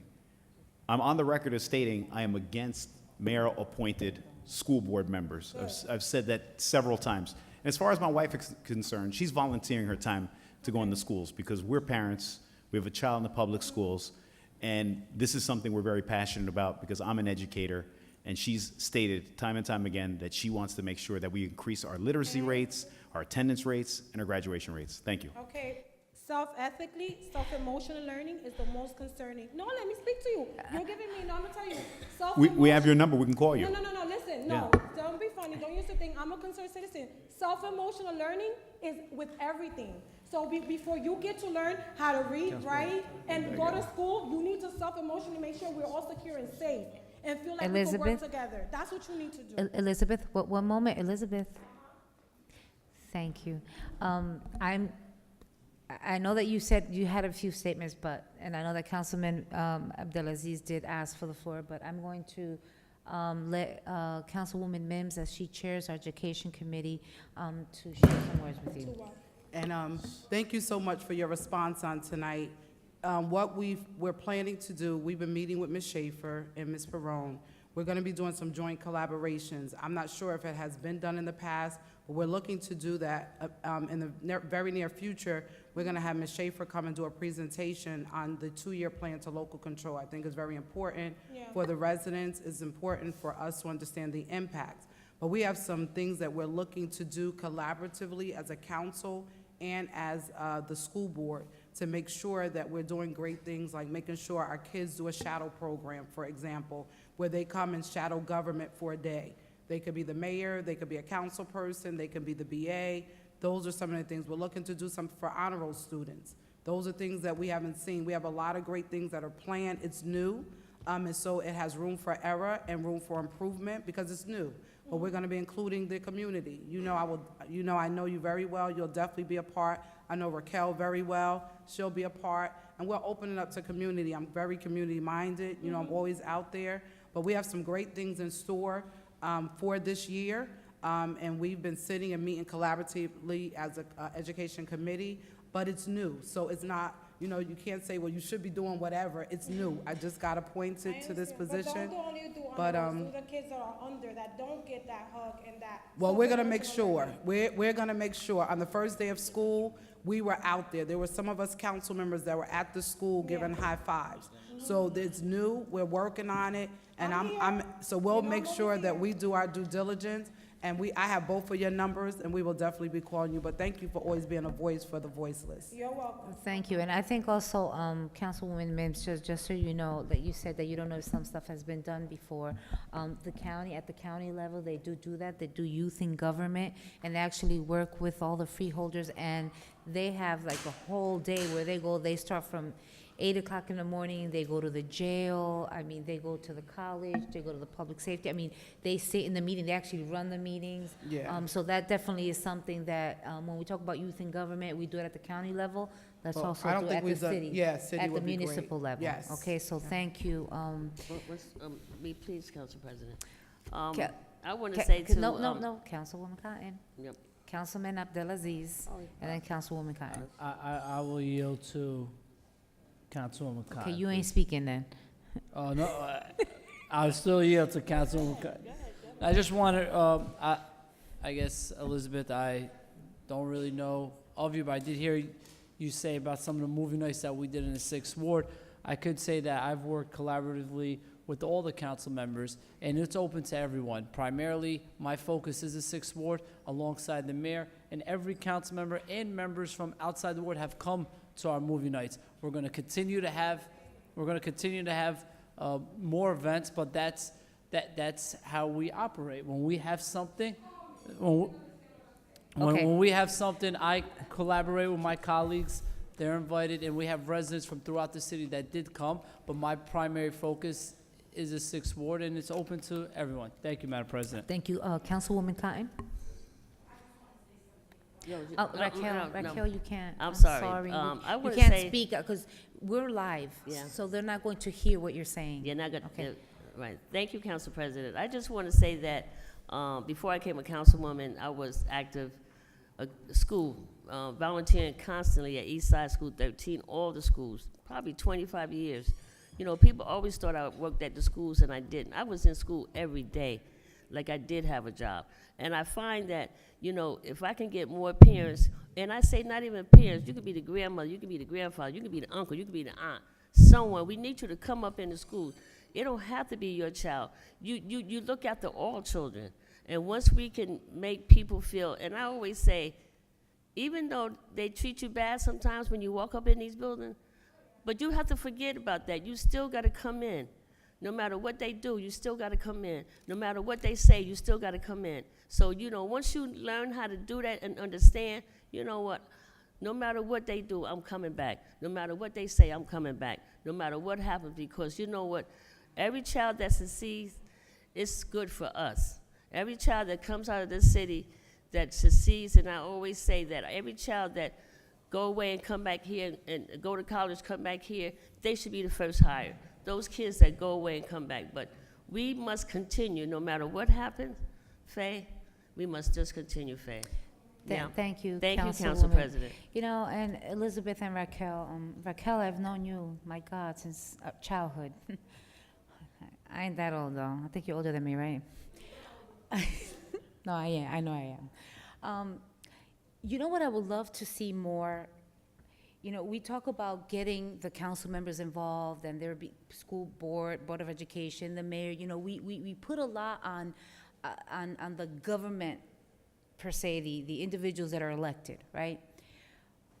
What I would like to see, as a parent that I am, my son, all Paterson public schools, AHA, Norman Esweir, Kennedy High School, a few years at PCTI. There's something, we have to energize parents. The most greatest thing that you can see is have a parent involved in a child's education.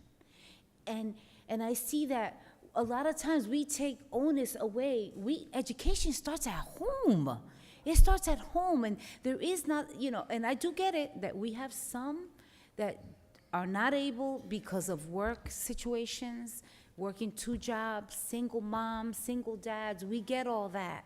Okay, but there is plenty of parents out there that I see hanging out, okay, driving the streets, and I'm hanging, and I'm working, because I work throughout the entire county and in the city of Paterson, and I'm out there, and I'm like, I see them hanging out, drinking, and all this other stuff. There has to be something that you have to do to energize parents, to get them involved. And maybe that's something that we as a council can work with the school board to try to build on that. I don't know how, maybe through the Parent Resource Center.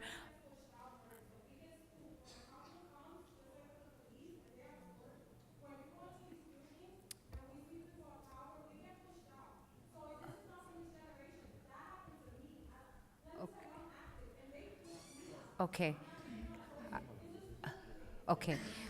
Elizabeth, we're going to continue this conversation. I just wanted to complete by saying that I think that we all have a responsibility as city officials, but also putting aside the politics. We have to get involved as parents, as individuals. Forget about the politics piece of it. We as people, it is about a village. It is about one Paterson. And I say that not that I'm with his logo of one Paterson, his motto, but it is the truth. We should look at each other, and it's one village. We're here in the city of Paterson, and we must take care of our Paterson first. Madam Clerk, next speaker, please.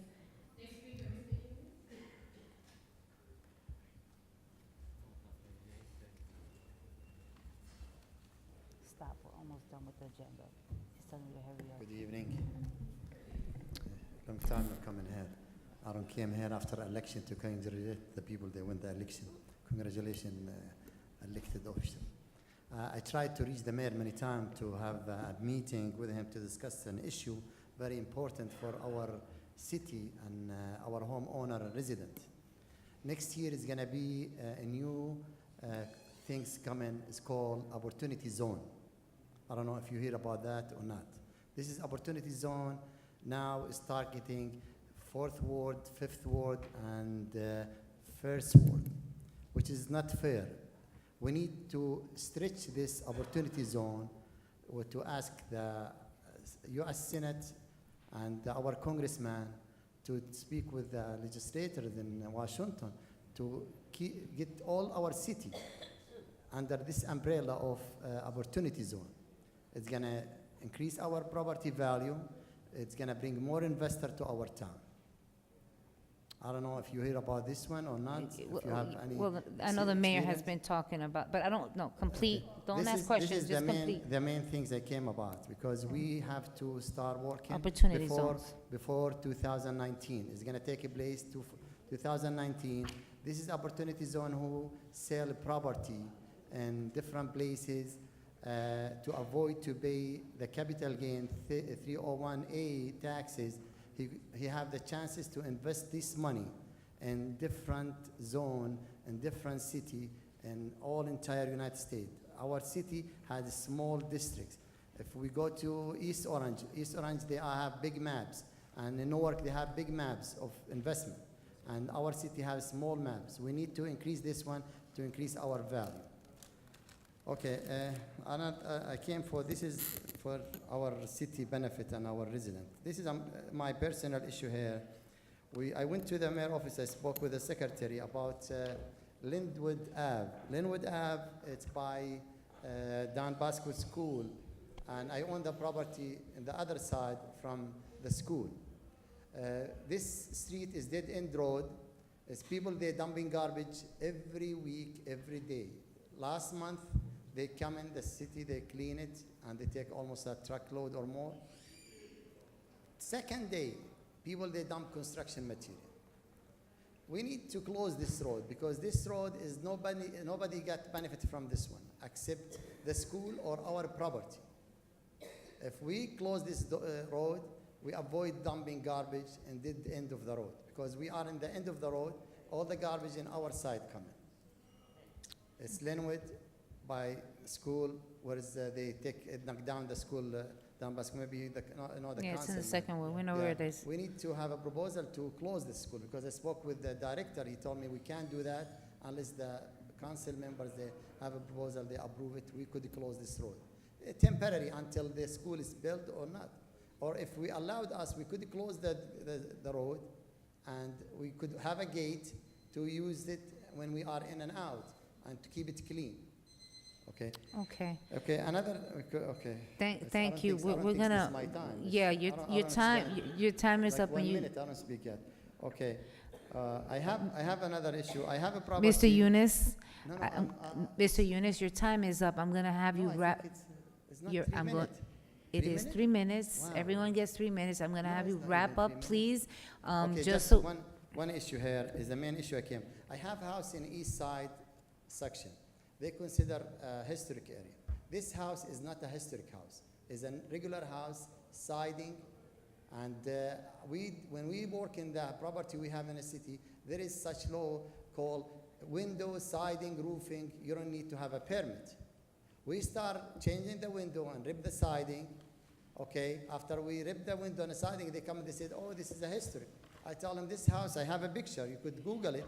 The house is a small house, no any historic something. How the city, they dictate whole the section east side as a historic. What street? What street address? It's East 455 East 40th Street.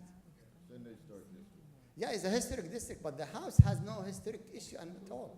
No arch, no something is beautiful. Is a small, look, this is a picture of the house, okay? Look at the house. It's abandoned for 7 years. The house is abandoned for 7 years. It's almost gonna fall down from inside. Mr. Yunus, we're gonna get some information for you, because there are certain areas that are, That's included.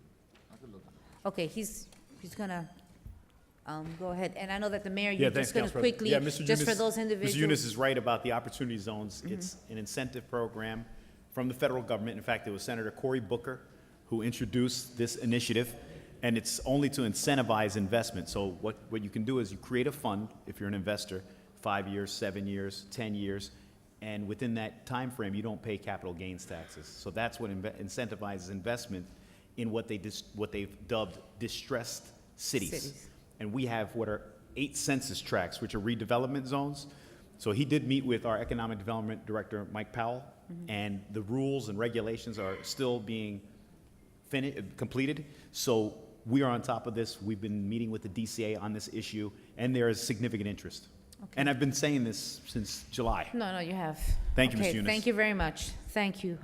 Madam Clerk, next speaker, please.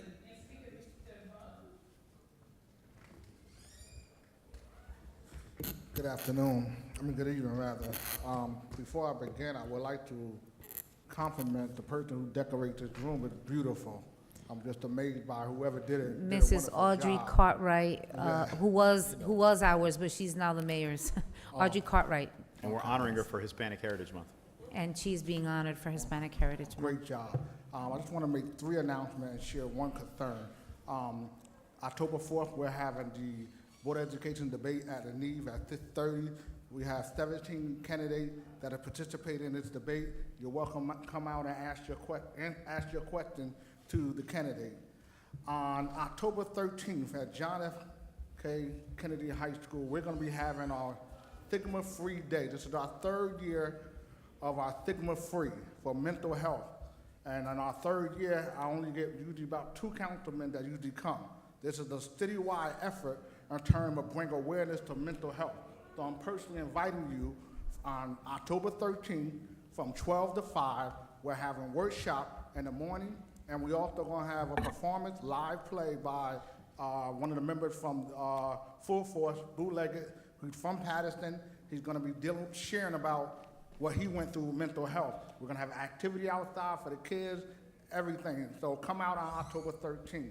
And also on October 18th, we're having our grassroots organization, Mr. At the Need. This is where we're taking a lot of grassroots organizations coming together as one, sharing our resources, pulling our resources together, and try to strengthen when we go for application, for grants, and all that stuff. So please, if you're watching, you are looking to start a nonprofit organization, come out and be a part of that. Lastly, I got a few calls, and I wanted to share that, hoping the mayor, someone can answer this question.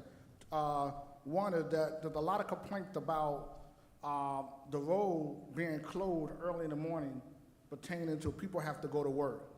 I know sometimes the roads are closed 7:30 in the morning, 8:30 in the morning, and people are trying to get to work. And one young lady, she was trying to get out her driveway, and it became a hassle with the people who's working on the road and the police officer that she was even late getting the child to school.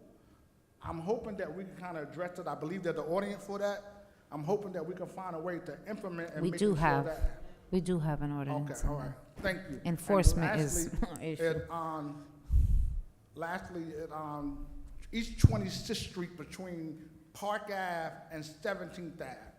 There's a developer there that he's doing work on the house, and for 2 days, and this my in-law block, he have 4 rows of sheetrock in the start of the street, taking up parking space, where individuals don't have parking space. My brother-in-law had to park 2 or 3 days block down the street. Now I'm hoping somebody can come by and address that. I don't know if that's legal or something, but that's 4 rows of, probably 20 sheetrock, the road on it. May I just have the address again, please? The address? 735 East 26th Street. That's between Park Ave and 17th Ave, right up the street from Paterson Assembly of God. Okay. Thank you. Thank you, Minister. Thank you very much. Next speaker. Yes, ma'am. Next speaker is, Mr. Marco. Good evening, everyone. Good evening. My name is Tamara Pugh, and I'm also a resident of Godwin Ave in Paterson. Also witnessed the incident with the police and the gentleman on Friday. Another issue I had, I was also with my neighbor when we spoke with the officer about the gentleman's clothing. When I asked for a badge number, and just tell me if I'm misinterpreting this, but if you ask an officer for his badge number, he's not allowed to give it to you? That's correct? Actually, the supervisor should provide that information. Okay, because I asked a few officers, I knew back in the day, whenever you we have a asked the badge that's officer for his exposed? badge number, he wrote it down Yeah. and gave it to us. These officers laughed in our face, they cursed at us, and I want to know under what law or what right does an officer who is supposed to protect and serve is supposed to speak to me like I'm something that's trash under his feet? I'm not even gonna say talk to me like a dog, because see, if we do anything to a dog, and I got 2 dogs and 2 cats, if I was to abuse them, I would be put under the jail. Under the jail. And I would get so much time on my hands that I wouldn't see none of my grandchildren grow up. So, as far as I'm concerned, as speaking as a taxpayer, as speaking as a concerned mother and grandmother, there was a time when I was praying that my sons or my daughters or my nieces, nephews, cousins, friends would not get shot by a stray bullet. I'm now praying that my children are be protected from police officers, from the hands of the abuse of a police officer. That's what I'm praying now. Because the stuff that I see is ridiculous. I've seen a man lay on the ground before the police officer even asked him to lay on the ground. He laid on the ground, and 2 officers jumped out of the white Ford Explorer and continued to punch him. So this is the 3rd time I done seen abuse done. But after seeing a deaf person, maybe I should have spoke up a lot sooner. I will carry that as my fault, but I'm not gonna take it anymore. I'm not gonna stand it anymore. I cannot. Can any of you sitting here, if you have children, grandchildren, matter of fact, any family member, can you just sit back and imagine if that was your family member on the ground getting beat? Just take that home with you and just meditate on that. I live on Godwin Avenue, and you know what I take when I say Godwin Avenue? My quote for Godwin Avenue is, God wins. Everybody that lives in the city of Paterson, God is gonna take over, and God is gonna win. And he's gonna pull the covers off everything that's not right. Amen. So let's do what's right. Let's not talk about our buddy system. Let's do what's right. Them officers need to be punished. Its actions need to be taken against them. And since I vote for some of you up here, I expect for my vote to count. And I put you in that seat for a reason, and I expect for you to do what I ask for you to do. Stop talking and show me that when you say you're working for me, prove to me that you're working for me, and do what's right by this family, and give their brothers justice. That's all I'm asking for. Thank you. Have a good evening. Thank you. Council President, Councilman McCoy? Yeah. I think we do thank, Ma'am? Yeah. we do thank you for coming and as a mother and a member of the community to come and calmly express your concern. This is the 2nd person who have referred to what we call professional standards. The one thing I admire about the state police, they may not like to see a black man driving up and down the turnpike or the parkway, but they'll yes you to death, and they have a professional demeanor. I don't use curse words, not because I don't know them, but they're just not my thing to do. I think it's a sign that you don't have a good grasp of the English language, and it's a way of showing that you're really frustrated and you try to impose something on someone. The same way you were spoken to, my wife was spoken to. The same way you feel about that impression is the way I felt about it. It's not a nice feeling. And folk do that when they believe you have no representation. They don't believe you have any connection. They don't believe that you're connected to anybody that matters. And that's not public service. Public service is I treat everybody with a certain level of dignity and respect. And I've always said, and as part of the Public Safety Committee, the best form of policing and the best tool we have is building a relationship with the public. They're the one that help us to do our job. So we're all concerned and disappointed. We're going to watch the process. We're going to continue to do that dialogue. But I want to thank you for coming, and I want to thank you for expressing the things the way you have done. And respect should always be given. Yes. There's no rhyme or reason for disrespect. And that's all I'm going to say for now. But thank you for coming. I appreciate your words, and I appreciate you being here. Thank you. Right. Council And President. finally, Mr. Mayor, I think it's important, because I'm under the impression that she's also under, that if you ask an officer for the badge number, you should get it from the officer. It's right on your chest for a reason. All you have to do is to show me the number. So Not if I'm it's not covered. concerned Sometimes that they're covered. it should never be covered, unless I'm wearing a black badge or something else. Your number should not be covered. Where's the police director? Yeah. That day, That's- all of their badges I would, They're I, not. pardon? All of them was covered. No, except for two. and you know, Well, and I don't wanna no, we're interrupt what getting you're a saying, response from but definitely, I think this. We should clarify. I want some clarification because I've seen it, Right. where I've seen officers with their badge covered, and I don't know what that means, I don't know, and I've seen them working, so I don't know if it's something, if they're off duty or if they forgot to take it, I don't know, so maybe, Mr. Mayor, if we have the police, I thought the police director was here. You want? Because of Tambi Yegan, that's why they're wearing it. Okay, Because we had a situation on Ryerson, that's why I talked about a supervisor. You can find a Right. ribbon or Yeah. something else to do, but you shouldn't cover your back. But when Ms. Pugh, thank you. When I stated earlier about a supervisor, we had a situation, we had a call at Ryerson Ave, and the family had asked for the information, and the supervisor did provide the badge number. They laughed in my face. Not in your situation, I'm talking about Ryerson. Right, Yeah. right. Yeah. That is what I experienced. Yeah. They laughed, I was cursed at, and I felt very disrespectful.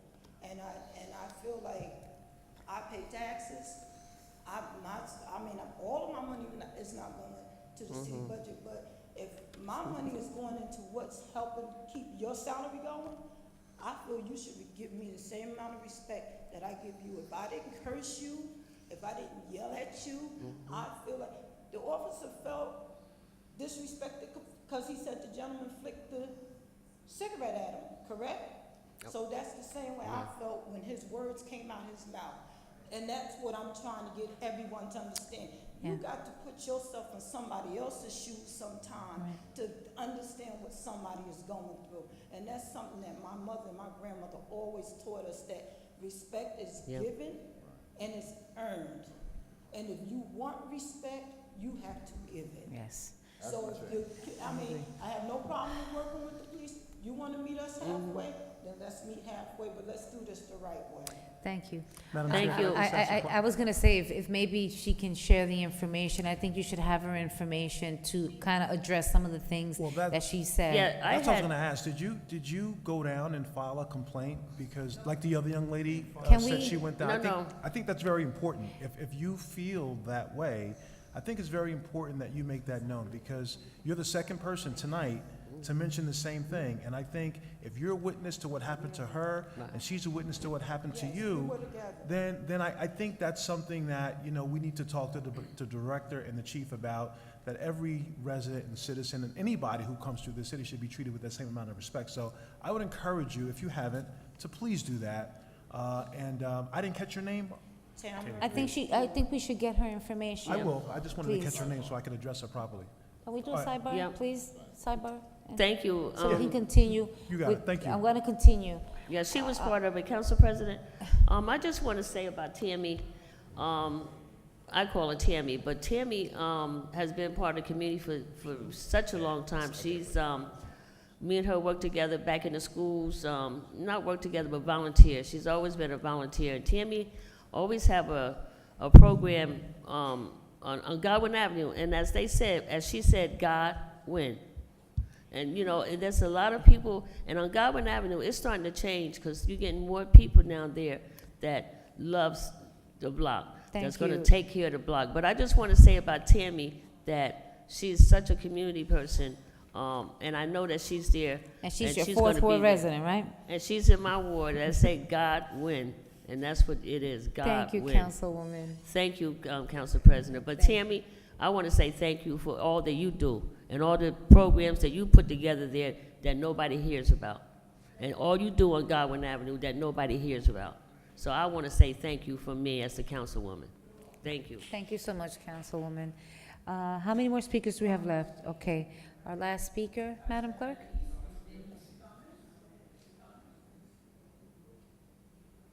Just state your name, please. Good evening, my name is Denise Thomas. All right, I'm here regarding the incident that took place on Friday. I wasn't presently there, but I saw it pass through the internet. The internet is like a wildflower. Anyway, I caught the video and I took a shot at it like 3 times. But as I was watching it and it was going through my mind, my question is I wanted to ask the director of the police, but he's not here. But if these 2 gentlemen work with the police department, no? Okay. Anyway. DPW. Anyway, I just wanted to ask The other a one. a general question, and anybody can answer if you have the answer. The slogan that the police departments made, or the police made, they made a slogan that said, "If you see something, say something." I would love to know, what does that mean? Because if they got cameras and they're watching what they're doing, then they should be accountable for their action. Okay? So the slogan says, and it's on the billboard, on the highway, in the byways, is if you see something, say something. I would like to know, what does that mean?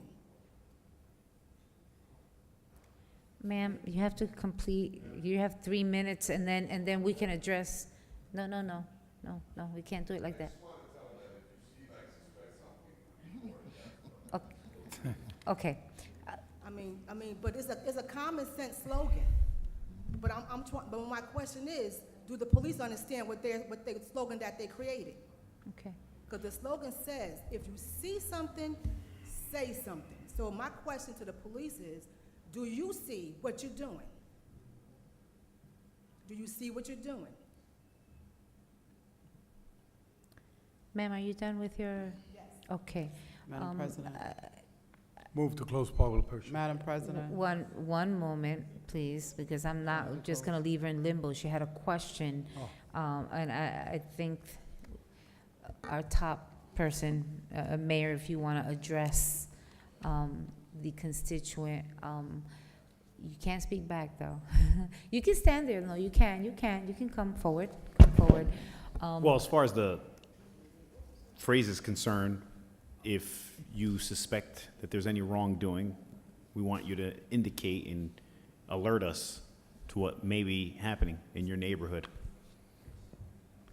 And I think that's And that's a campaign. universal phrase. It's That's a universal campaign that we want people, if you see something, to say it. Because a lot of times there's certain crimes and things that go on, and people see it, but for whatever reason, being afraid or whatever it is, they don't say it. So I think they started this campaign, and I think an individual who's like a main person driving that campaign here in the city of Paterson is one of our directors in our community improvements department. But the slogan, Council President.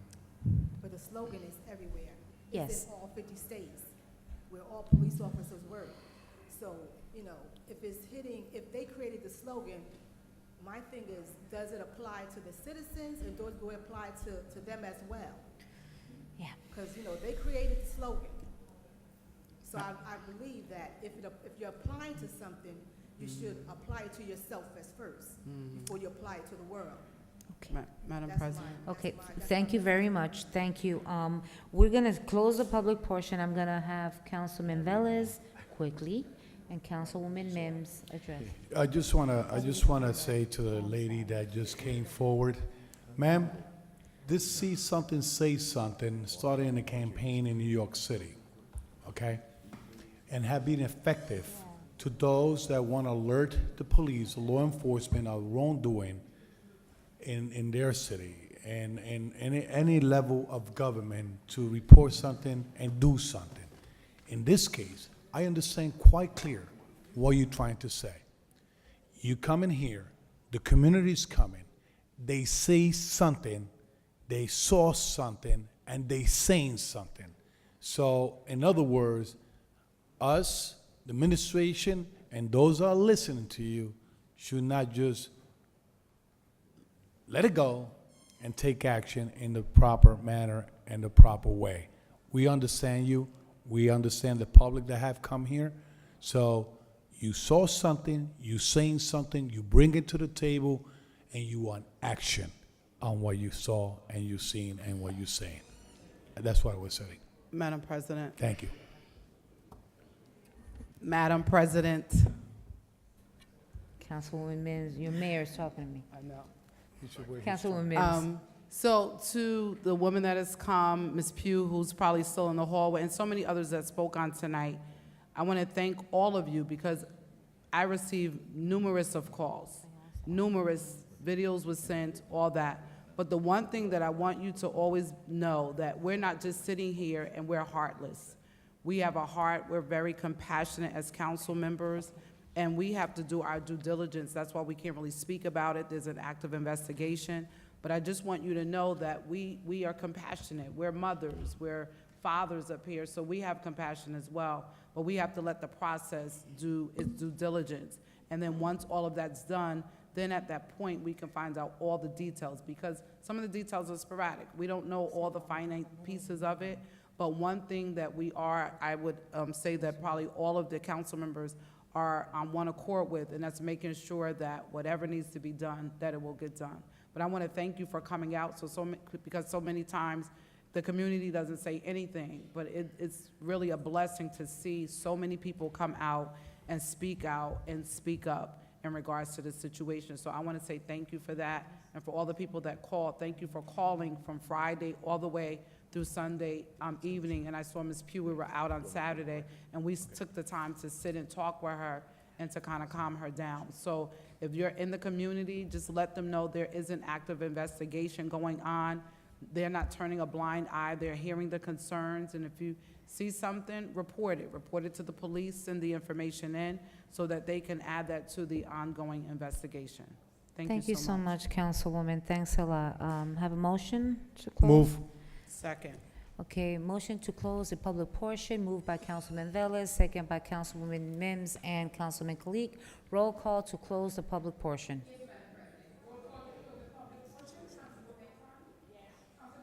Yes. Yes.